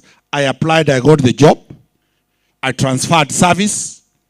That time, my good brother had moved from Nyamira. He was a staffing officer at TSC. I went to him, told him, now, can I transfer service? Nyagosa is a good man. He asked me, why are you moving away from teaching? I said, no, I want to do law. He said, okay. I transferred to the direct to be a children officer. I was stationed in Meru. I went to the director of children's services and told him, Mr. Hussein, allow me to be in Nairobi so that I can go to classes in the evening. My good friend, Mr. Hussein, told me, we never employed lawyers here. We employed teachers. Look for somebody you swap. I talked to the children officer who was posted to Kirinyaga. We swapped. Mr. Kajodham Kamau. I went to Kirinyaga. Kirinyaga is 152 kilometers from Parklands Law School. I took a loan from Walimu Sacco, and my wife gave me something small. I bought a Subaru.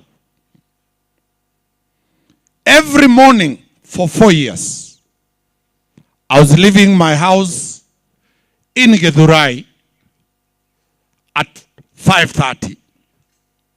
By 7:30, I'm at Kirinyaga. I read.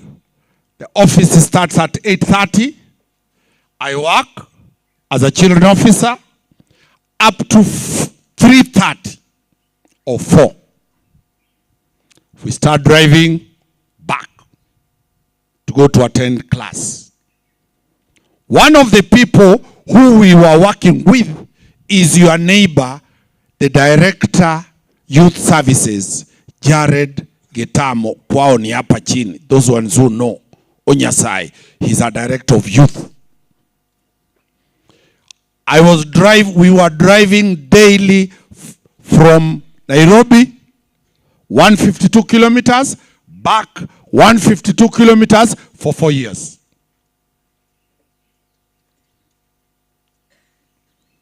I'm married. I'm unlucky I don't have a girl. I have boys like you. I've got to take care of my 2 boys. I've got to take care of our wife. 2008, I graduated with a bachelor's degree of law. 2009, I went to the Kenya School of Law at Karen. The distance increased from 152 to 171 because it's far Karen. Classes of Karen, they start at 2 p.m. So I've got to drive in the morning, leave Kirinyaga at midday, and drive to Karen to attend classes. 2009, September, the University of Nairobi advertised for master's degree. I applied for master's degree, branding myself. I was admitted to do masters. At the same time, I'm doing the diploma in the Kenya School of Law.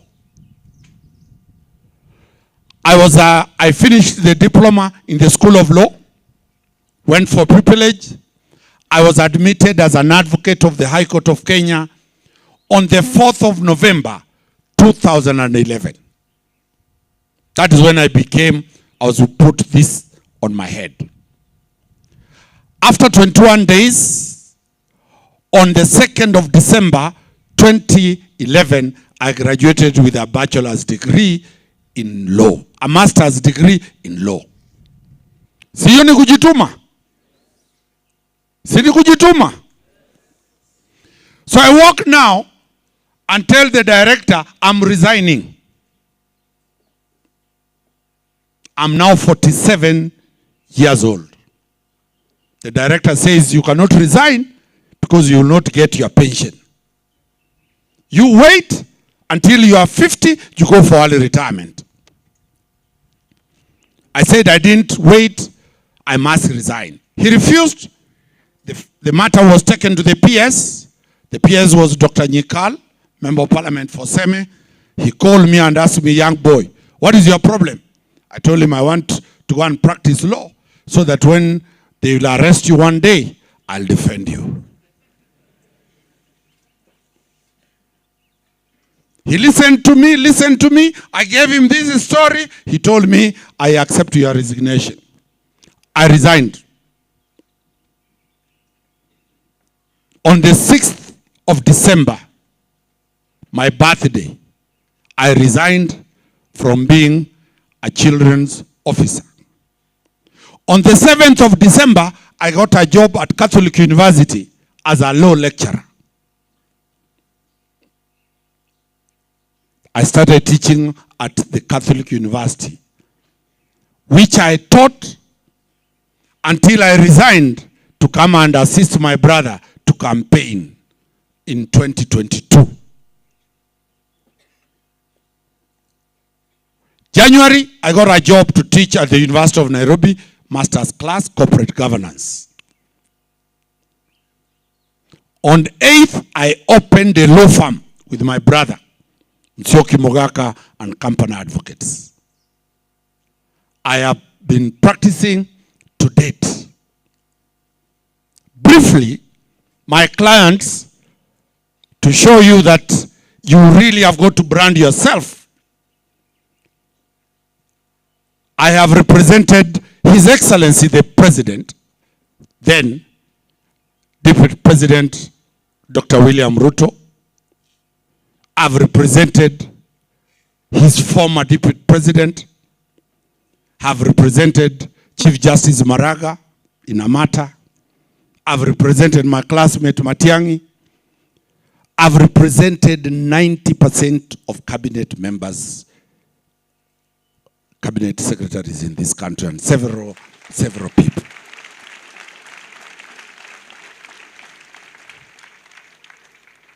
I've represented, I'm an advocate for the Kenya Magistrates, Judges and Association. When they were arresting the judges, I was the one defending them. What have you learned from my story? Brand. If you are yourself and you have the confidence of yourself, let us now move from myself. Let me start from you. The first entry, the first confidence is for you to brand your certificate from Moi Gesusu High School. It must be branded. It must be different from the others. It must be the best. If you get a mediocre certificate, your dreams are dead. So, as you are branding yourself, ask yourself, how many of you have seen a student of Alliance Boys? Who has ever seen a student physically of Alliance Boys? Do they have four ears? Do they have 4 eyes? I went there and I was looking to see really what is different from these guys. Their bodies are just like yours. They are born of women like you. They eat the normal ugali. The diet of those national big schools is worse than the diet we have here. You'll ask me, I've taught there. You'll ask these teachers, they have taught there. You'll ask them, they have taught there. Those are almost paramilitary schools. If you have never been there. So what I'm trying to assure you, what I'm only telling you, the secret to your success is your confidence. If you walk from that side coming here, all these teachers who are here and seated there, they went through a training called psychology, sociology, all those things. A child who does not have a personality, a child who does not have confidence, a child who does not believe in himself, a child who does not want to be confident that he can get what he wants will fail. Mumenielewa form 2s? Why must you be a brand? Now let me tell you why you must be a brand. Kama hamjui. You are the famous generation called Gen Z. What is the meaning of Gen Z? What is it? What? The new generation. Is there anybody who can challenge me in height among your ages? Who?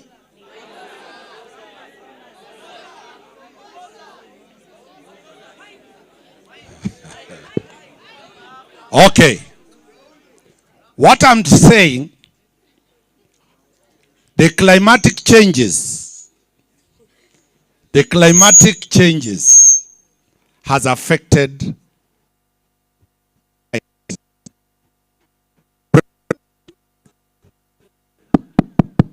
your principal is tall, your chief guest is a tall man, your Gosia, they are tall. The policemen were employing people based on height. The police now employ based on what? The brain. So what I'm trying to tell you, young men, listen to me very carefully. What was property during our time is not property now. None of you is going to be given land. And anyway, you don't know how to dig.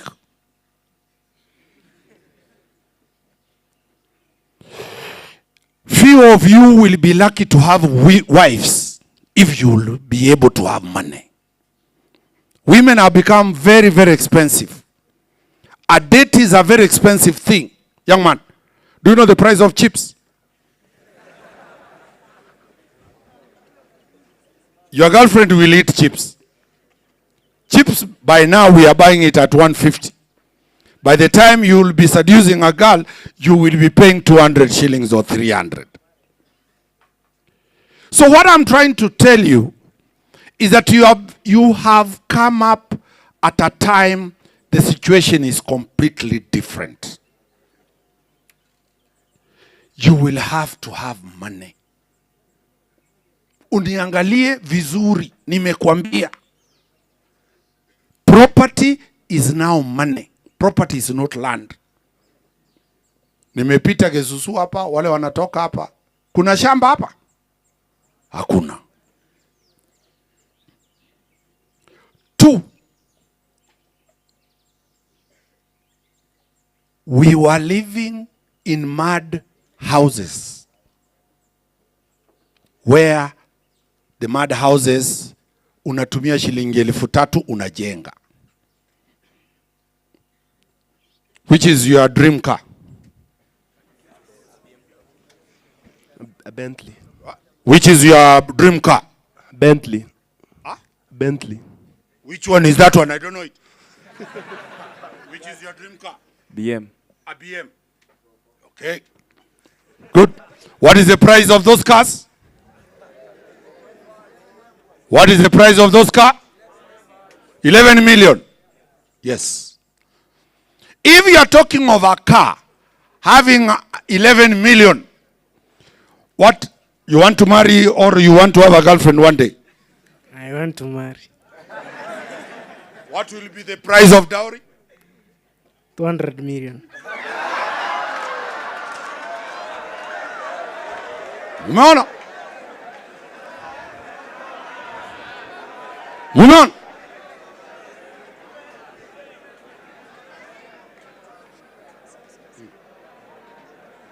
Nitairekebisha. Sawa. So what I'm saying,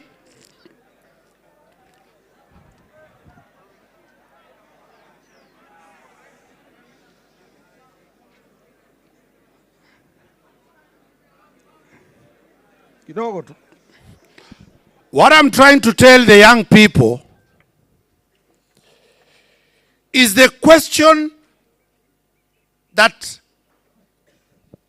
everything today is money.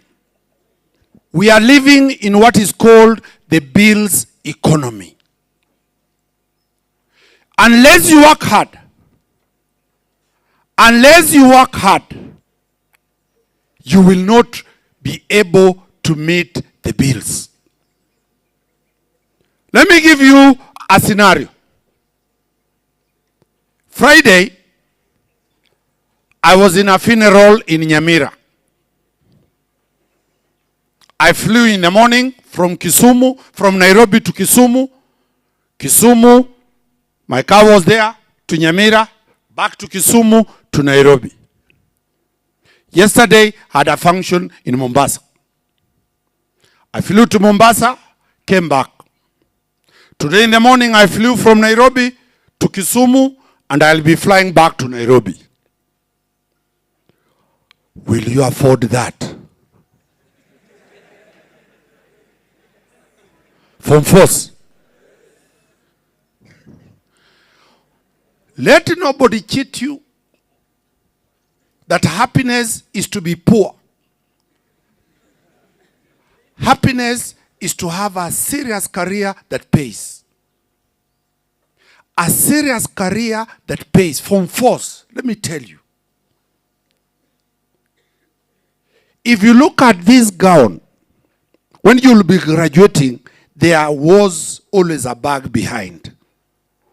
The original philosophy of graduation was that this bag, because professionals were not supposed to work for money. They used to beg. As they are walking like Socrates, Aristotle, watu wanawawekea pesa hapo. Other than during the campaigns, does anybody give you money for free?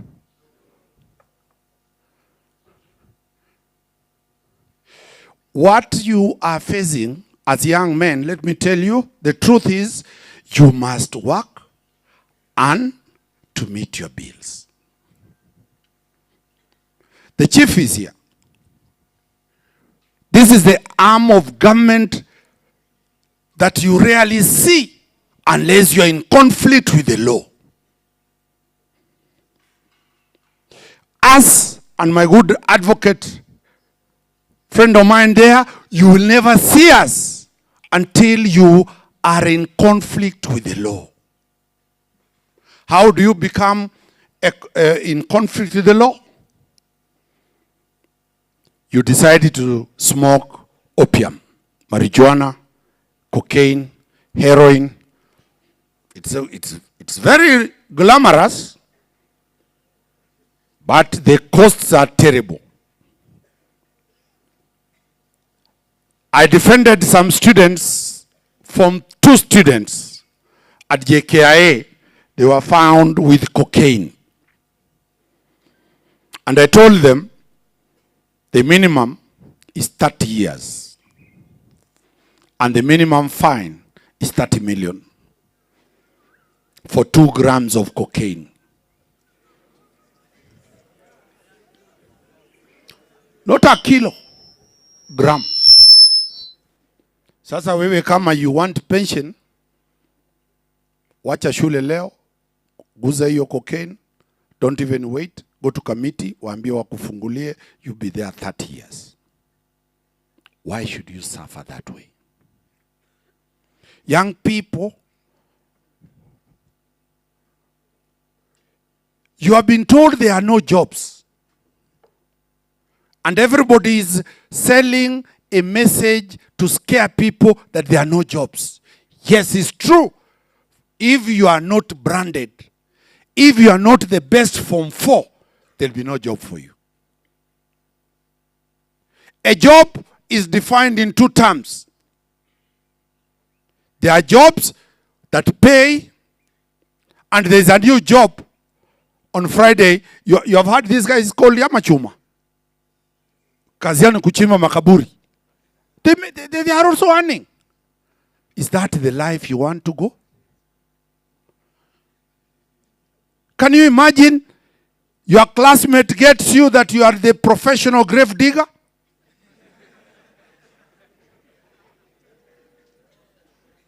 And your principal gets you and asks you, what happened? Will you face your principal? Will you face your teachers? Will you face your classmates? You will not.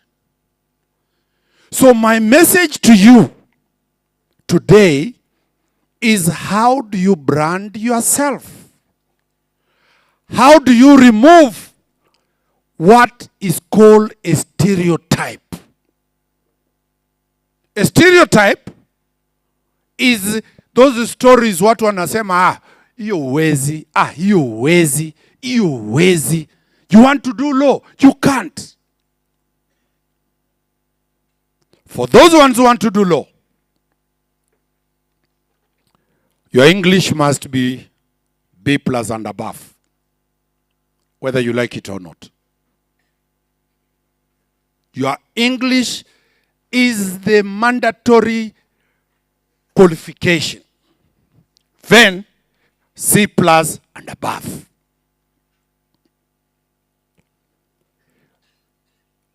We have how many universities now in this country? Form 4s? Huh? There are almost 20, 30. There are those ones who are called, allow me to address Form 4s quietly, na mfunge macho, siwambi juu yenu. Sitawaambia juu yenu, lakini niwaambie tu vizuri. Form 4s, out of your numbers, I've looked at the grades the way Mwalimu has told me. The 150 who didn't make it to university, direct entry to university, they are what we call bridging courses. You go, if you have a C plus or a C, you go and do some bridging courses, then you get admitted to the university. So let nobody tell you the future ends because you didn't get A. The future does not end. I'm telling you that for bridging courses because the exam is next week or the other week. But for you Form 3s,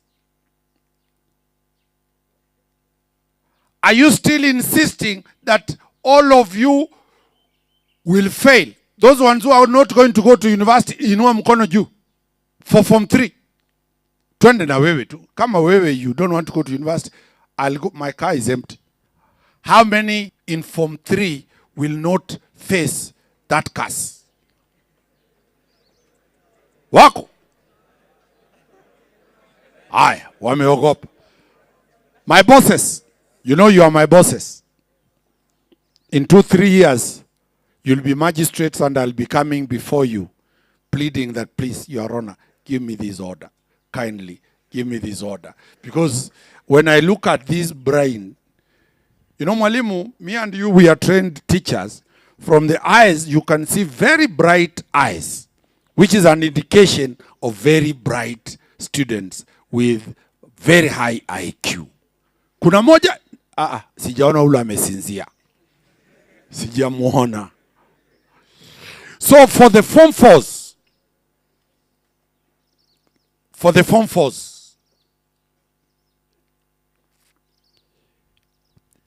I went, when I came, I was shown your beds.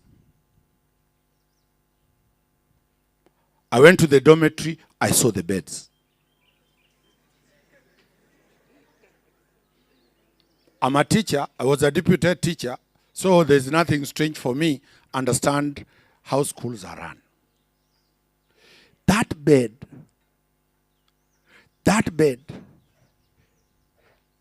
and I've repeated 10 times, that bed will be your curse.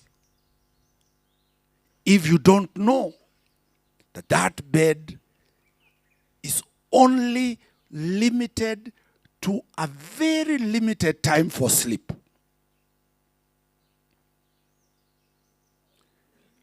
That bed is not a permanent bed.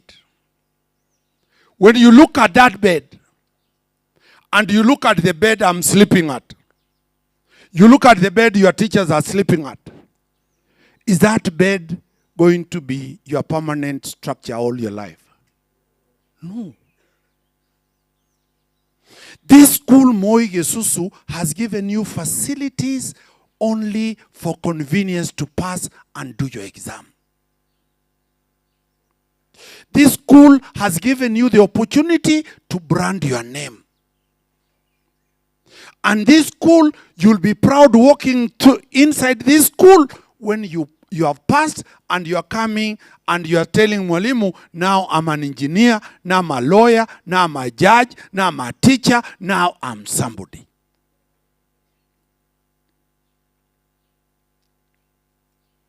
That bed.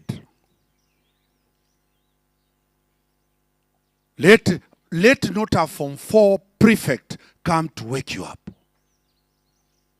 Let not the boarding master come round looking for who has not gone for morning preps. Let me address the vice, the question of vices in school. We have now liberalized our social media. We are able to see what happens in China now, what happens in the US tomorrow. So we have almost a global trend. But I'm giving a very, very serious warning to the young people. The booth, zamani ilikuwa booth. He called his father, the head of state. Daddy, his father used to have a baritone voice. Yes, kijana. That was Jomo, the old Jomo. Daddy, the boys here are beating me and they don't know you are the commander-in-chief of the armed forces. Jomo said, so what do you want me to do? Uhuru said, send GSU. That time they were called Fanya Fujo Wone. Send the GSU. Send military here. These boys must know that I'm the son of the president. Jomo reported, listened, and Jomo, the head of state, told the boy, kijana,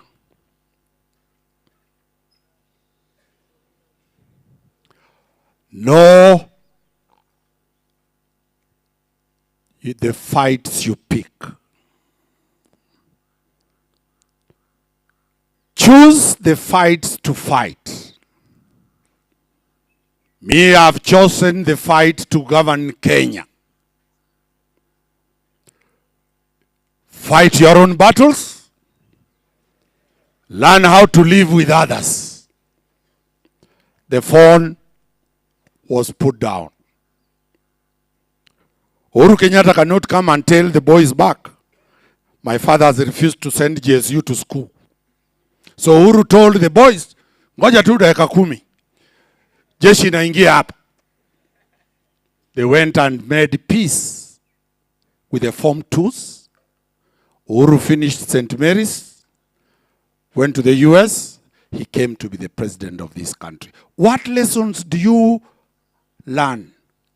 What are your choices? Which battle have you chosen? Have you chosen as Form 4s the battle of sleeping? Have you chosen as Form 4s the battle of alcohol? Have you chosen as Form 4s the battle of being indisciplined? Choose your battles carefully.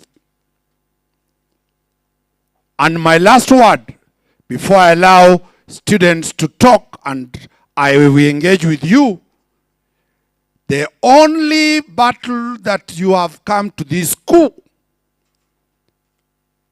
Form 2s, what is your choices of the battle? Which battle are you looking for here? Is it a certificate? Those ones who have come to pick the best certificate from Moi Gesusu High School, raise up your hands. Shikia hapo, msiweke mikono chini. Those ones who have decided that the choice of battle, the only battle in this school is to get the best certificate from here, raise up your hands. Chaplain, kuja kidogo, kuja karibu chaplain tukiwa hivyo.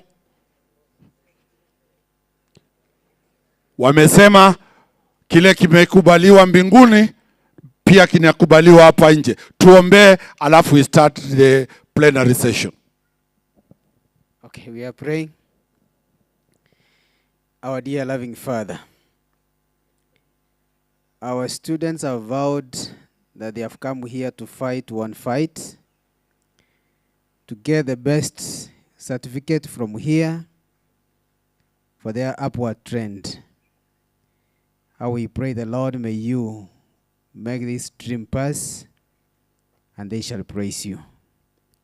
Thank you for the message that we are going on getting from our guest speaker. As he engages them again, we pray the Lord you continue to speak to us. In Jesus' name we pray. Thank you. Thank you. Now that we have agreed the only choice, the only battle Ile vita tu moja tumekujia hapa ni tupate shahada safi, tupate degree yetu mzuri, tupate kazi mzuri, ama tupate shahada ambayo itatuchukua mbali. I was told last year standing here was the Vice Chancellor of Kisii University. Ni ukweli? What is his name? Huh?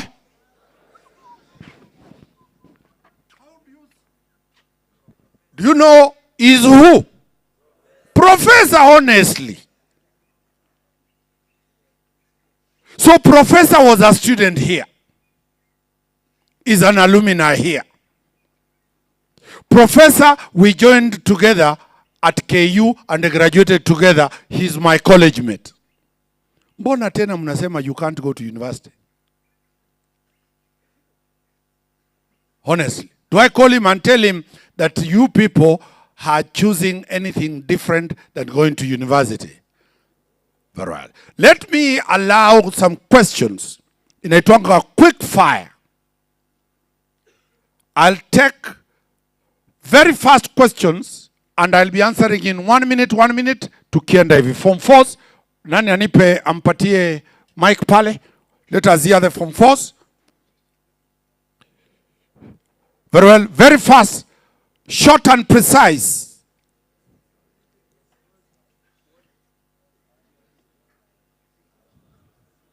Sema tu hapo, sawa.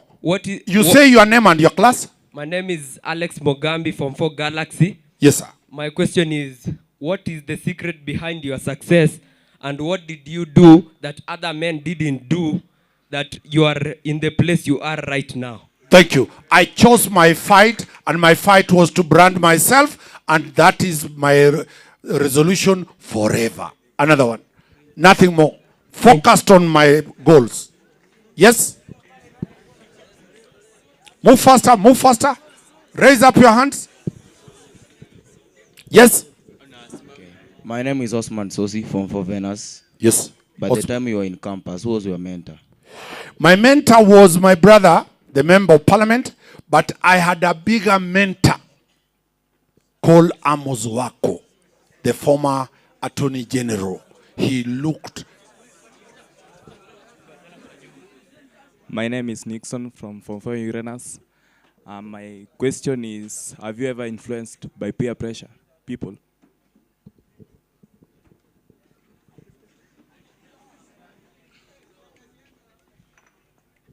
My first standard 7 was peer pressure. I failed. Ruiru High School, peer pressure. I failed. Then I recollected myself. Since that time, I have never looked back.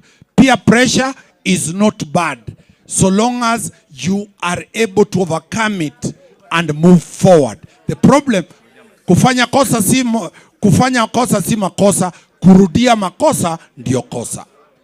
Okay, my name is Fabius Omwenga. Omwenga, thank you. From 4 Uranus. Yes. My question is this. Despite you being a low person, have you been swayed by any political influence? I have my political persuasions away from a school environment. Here, I'm a professional teacher, I'm a professional mentor. My political persuasion, all these students have their own political persuasion. Learning institutions are purely for academic excellence. Yes? My name is Blessing Areli. I would like to ask what motivates you most. What motivates me most is to achieve. So long as I achieve, I'm a happy man. Today, my motivation, I've come to talk to 2,001 students. That is a great satisfaction. Thank you. My name is Lennox Mose. Yes, Lennox. My question is, so after basically finishing your campus, how long did you take to being employed, or what step did you take towards your employment? Okay. In 1990, we were being employed 1 semester before. There were jobs. When you are in third year, you get your letter to be posted as a teacher before you do your exams. That was that time.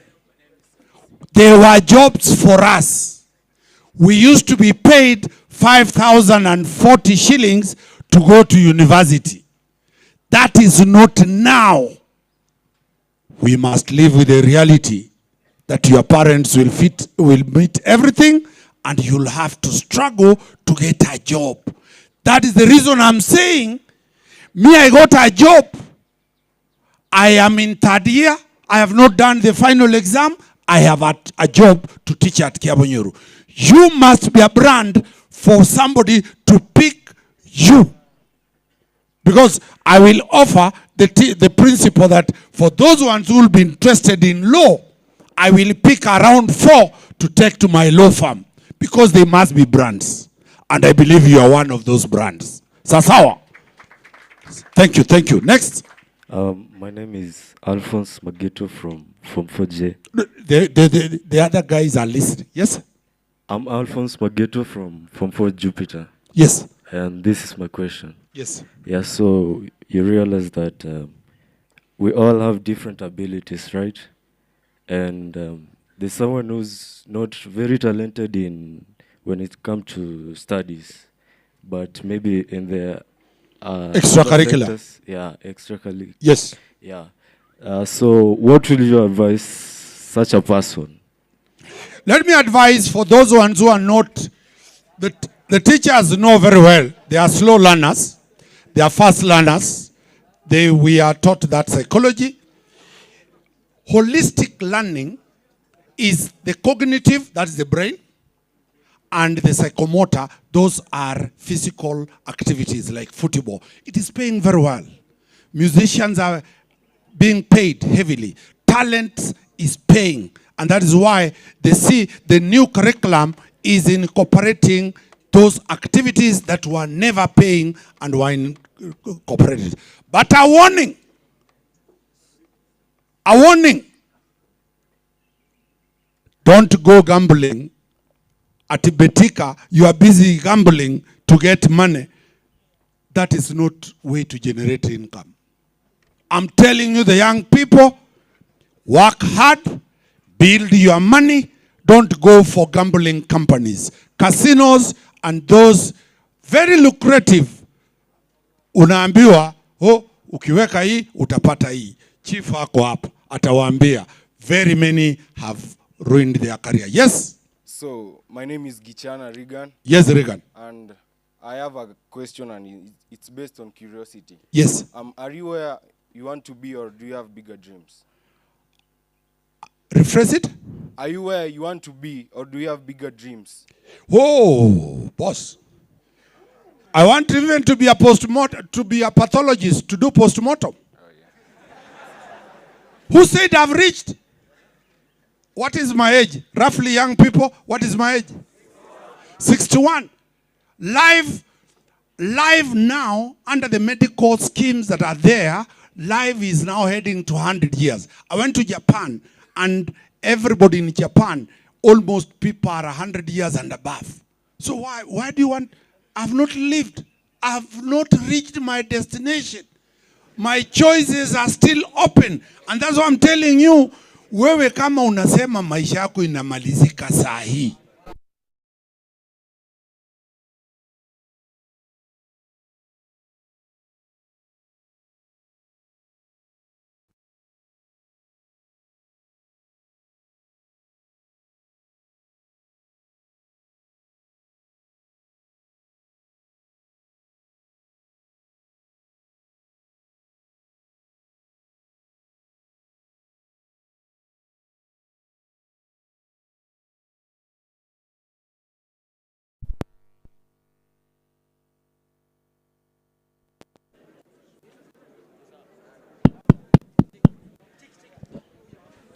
Yeah, what I'm saying, let me give you an example. The vice president of Moi Kibaki, Mudi Awori, is over 100 years. He's still looking for a job. Wewe, you are 18. You are 20. My good brother here, Nyagosi, worked for the TSC. He finished. He retired. He is still working for the county. Where are you going? You guys, you continue looking for jobs, you continue having ambition, you continue having passion, mpaka mwisho. Have you ever seen an old woman? Have you ever seen an old woman who says she's old? Wanaoga na wanasema bado ni under what? Under 15, under 18. So, yinyi munajif... No. Life is there. Just proceed. My name is Joel Cornelius from Formas. Yes. My question was, what was your biggest regret in making your life? My regret is never to pursue my passion. I was following people. Unaona ile kondo? Kondo zinafuatana ama punda. Following others in Form 1, in Class 1 to Class 7, Form 1 to Form 4. I realized, let me tell you this thing. There are no girls. This is not a girls' school. A boy child, the way you are created, you are independent. You are not fashion-minded. For women, they will get a certain blouse inatokea leo. Everybody wears it. Tomorrow they discard it away. Tomorrow another one comes. Men are indigenous. Men are original. Men are hardworking. Na munajua sauti ya mwanaume ni nini? Sauti ya mwanaume ni nini? Sauti ya mwanaume ni nini? Na hii si pesa ya wizi, ni pesa utakayopata kwa kusoma vizuri ndio upate masomo yako. I want to move to Form 3. Yes. My name is George Onkoba. Yes, Onkoba. My question is, after university, why do you go to Kenya Law School? For law, the program is like this. You do a degree, then you do a diploma in law. The diploma gives you the practical skills, then you become an advocate. That is a procedure globally. If you go to India, law is a second degree. You do the first degree, then you do the second one. Thank you. Let's proceed. I'm James Conrad from Riyadh. I was asking, what happens if your client gets sued before he pays you? If you are not paid, there is a law that is called taxation. Under the Advocates Remuneration Act, you will sue that person to pay your fees. The law provides for that. Yes, proceed. My name is Anolo Ogeto from TU Runners. Yes, Ogeto.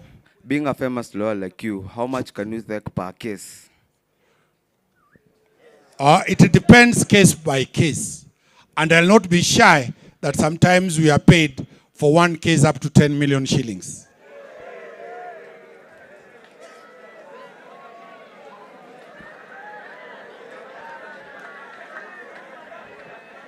Let's proceed. My name is Festus Makori in 3 Pluto. Yes. I'm asking, what if someone has a negative attitude towards a certain subject since Form 1 and now is in Form 3? How can he fight that problem? Negative attitude is about a stereotype. For example, everybody thinks that maths is bad, physics is hard. All those things, overcome them. I have told you, don't ever live in history. You have your neighbors. You have been told your neighbor is a mchawi. Are they really wachawis? Those are stories. Now that Omari is here, and I've assured you, all the subjects are equal. Put your effort on it. Put your energy on it. Select that subject that you are weak on and identified as the next one to be your battle. You'll always succeed. Hakuna kitu kigumu. Your teachers here are very comfortable. Approach them and they will guide you on how to correct those errors. Yes? Where are we? Form 2. Form 2. When I was in Form 2, tulikuwa tunatembea hivi. Tunajifanya. Sasa Form 2 wa leo. Yes, sir. Your name? My name is Moturi Maxwell. Moturi, yes? I have a question for you. Yes. Do you have a talent? Yes. I'm very good at dancing. Okay. I dance a lot. Yes? My name is Silomari. Yes. Oh, you want to steal my name? No, it's only Omari. I'm the only one Omari here, but I've given it to you. Sawa. I have a question. Yes. What is the main thing that hinders young men towards achieving their goals? The main thing is mob psychology, peer pressure, not being yourself and you want to be other people. If you are yourself and you are focused, you'll always get what you want. Yes, sir. My name is Blessings Fredo Bonyo. Blessings. Yes. Thank you. Even me, you can bless me. How much is an experienced lawyer, fresh from university, paid? As I've said, it varies. There is a law that determines how much you should be paid. But your value. Gesusu, Moi Gesusu High School is a brand name. All over here. Mwalimu here, when Form 1s are coming to school, thousands and thousands of parents are coming to look for admission here. Are you aware there are schools that don't even have one child? So if your brand is higher, you are paid higher. Moi Gesusu is a brand. That is why we have 2,001 students in this place. Yes, sir. My name is Dennis Maiba from 2IT. Yes, My Dennis. question is, who was your role model that made you to seize over your career? I said Amos Wako gave me a Montel and Paul Mwite. My name is Pius Oongo. Yes, sir. Despite you from being an advocate, can you defend someone who is guilty of murder in order to secure a job? Okay, let me explain this thing. I was asked when I was defending Talam, the OCS, why am I defending murderers? Under the Advocates Act, there's what is called the cab rank rule. You will be punished by the Law Society of Kenya if you say, I can't represent this one and I will represent this one. Everybody, like these teachers, they cannot say they will teach only these students and these ones will not be taught. Everybody is represented. Yes, sir. My name is Eugene Kerosi Onyango. Yes. From 2 Neptune.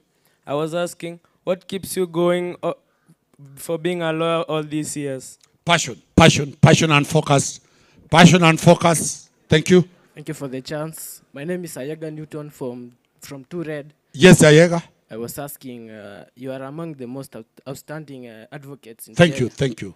What makes you feel different and more intelligent from other advocates in this nation? I have never said I'm intelligent. My customers have identified my potential. That's why they come for me. And I appreciate because they have identified my qualities. My name is Toya. Have you ever given up? I've never given up. When I reconnected and said, never again till death makes me stop. My name is Mark Ndubi from 2 Neptune. Yes, Mark. My question is, some people say we must study history so to study law. Is it true? No. I've said the only condition is you get the mini grade and English B+. My name is Ezra Mokua, a future advocate, of course. Oh, fantastic. You, Mwalimu, that one I must take to my law firm immediately akimaliza. Thank you. Mokua. How many categories of lawyers are there in the government? Government has, I said, the Attorney General's office, the DPP's office, and the judiciary. There are only 3 arms of, and parastatos. Also the county governments. These are governments. The county government of Kisii has lawyers. County government of Nyamira has lawyers. Very many. Yes. My name is Brian Adams. Yes, Brian. From 2 Neptune. Yes. Are there paths of promotion or development? Are there paths of promotion, all developments in row. Okay, promotions are very limited and they are in structured entities like government. But us in private practice, we get fees. We are paid for work done. My name is Moses ILL. Yes, Moses. From Thomas. Yes, yes. My question is, as a professional lawyer, as you go to court to stand for a client's case, so if you're a professional lawyer, are you able to go in court and stand for your own case instead of, in case you have committed a crime? The law as it is, you can represent yourself, but you'll not be very objective. Doctors don't treat themselves. Lawyers don't represent themselves. You hire another lawyer to represent you. Thank you. My name is Kevin Ondenga from Form 2J. Yes, Kevin. So I'm asking, what drives you to be a result-oriented person in the fields that you have gone through? Briefly, let me explain this for long. This is my itinerary for the benefit of everybody. My normal working day. I wake up every day at 4. I'll wake up at 4. I go to the gym from 4:15 to 5. By 5:30, I'm seated on my office. By 6, I start seeing my clients. By 8:30, I go to court. In a normal day, I handle not less than 10 cases per day. At 3, I go back to the office. From 3, I see clients up to 5. After 5, I take a walk, come back at 7. I sit reading my files up to 10:30. That is when I leave to go back to sleep. The earliest I've ever slept is at 11. And the latest I've got to wake up is at 4. Those are how many hours?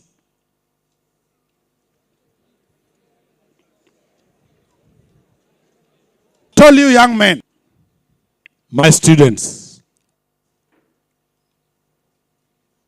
the future is in your hands. The future is not in the hands of the teachers. It is you to decide to make yourself a brand. It is you to say, today, I remove my cloth of laziness and wear the cloth of marching forward. These guys were marching forward. Have you ever seen the band marching backwards? It is always marching forward. Soldiers marching forward. It has been the most exciting talk. If you insist that I come back, you can still tell your principal. I'm always available for students. How many have been inspired and have seen that we shall make it? Let us have it that we shall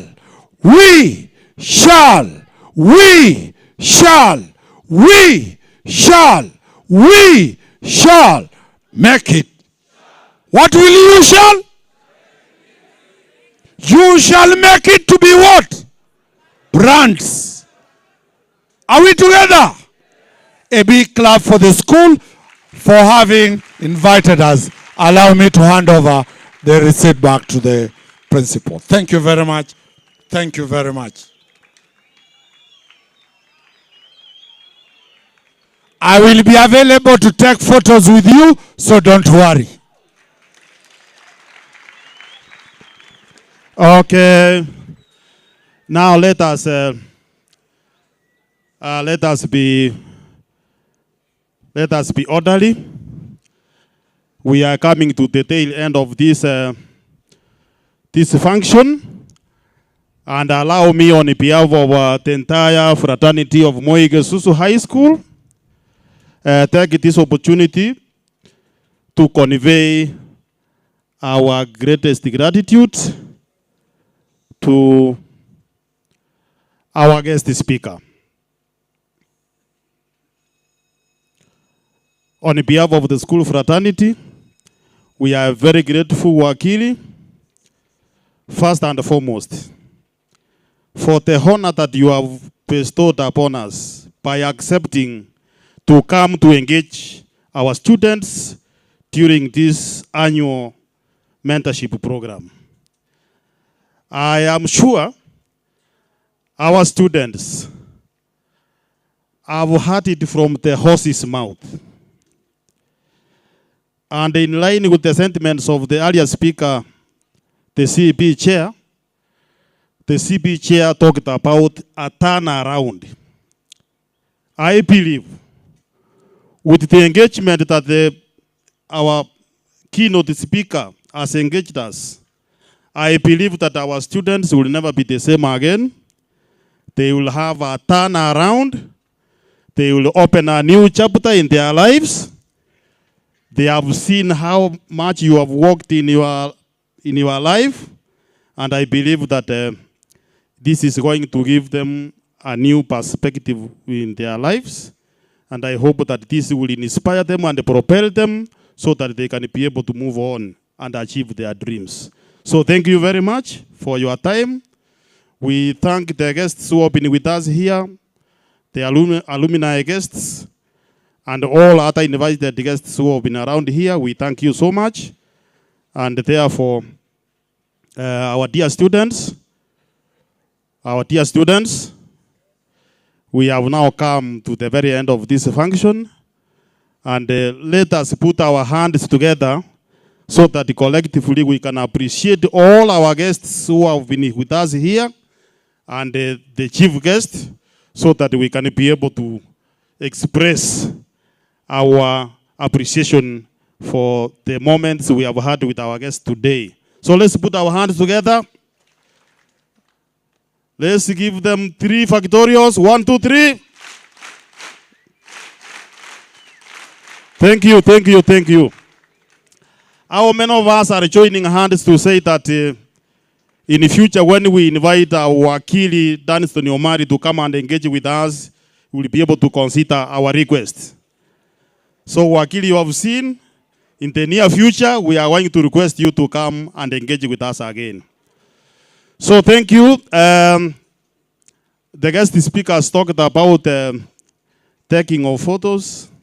I fear we are so many, and I fear that the logistics will be a big challenge. But Wakili, these people are very many. Yeah? From force. Okay, let us agree as follows. Let us agree as follows. Let us agree as follows. First, he will take photos with the administrators. Okay? Right here. And then we will be given direction to be able to exit from the assembly. The guests, the chief guest and the other guests will be taking lunch. And the day after we have dispersed, he will be around for a photo session. And let us be orderly, Mr. Bikundo, and our deputy principals and the teachers. You will be able to give direction on the logistics of the taking of the photos.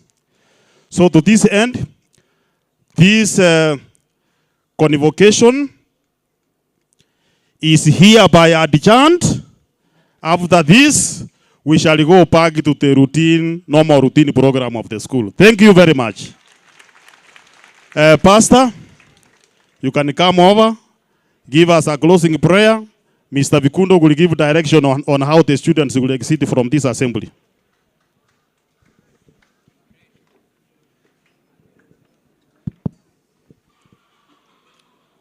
Tusimame wote kwa ombi la mwisho.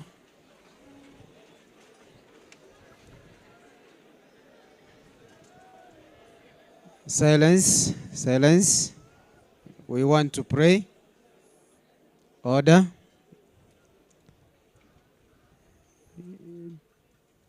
Tunaomba.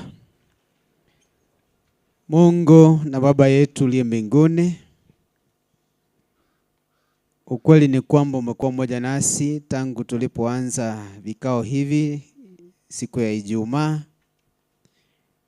Umenena nasi katika vikundi hivyo vyote, na wale ambao tulichagua wameweza kufika wote, tunalishukuru jina lako.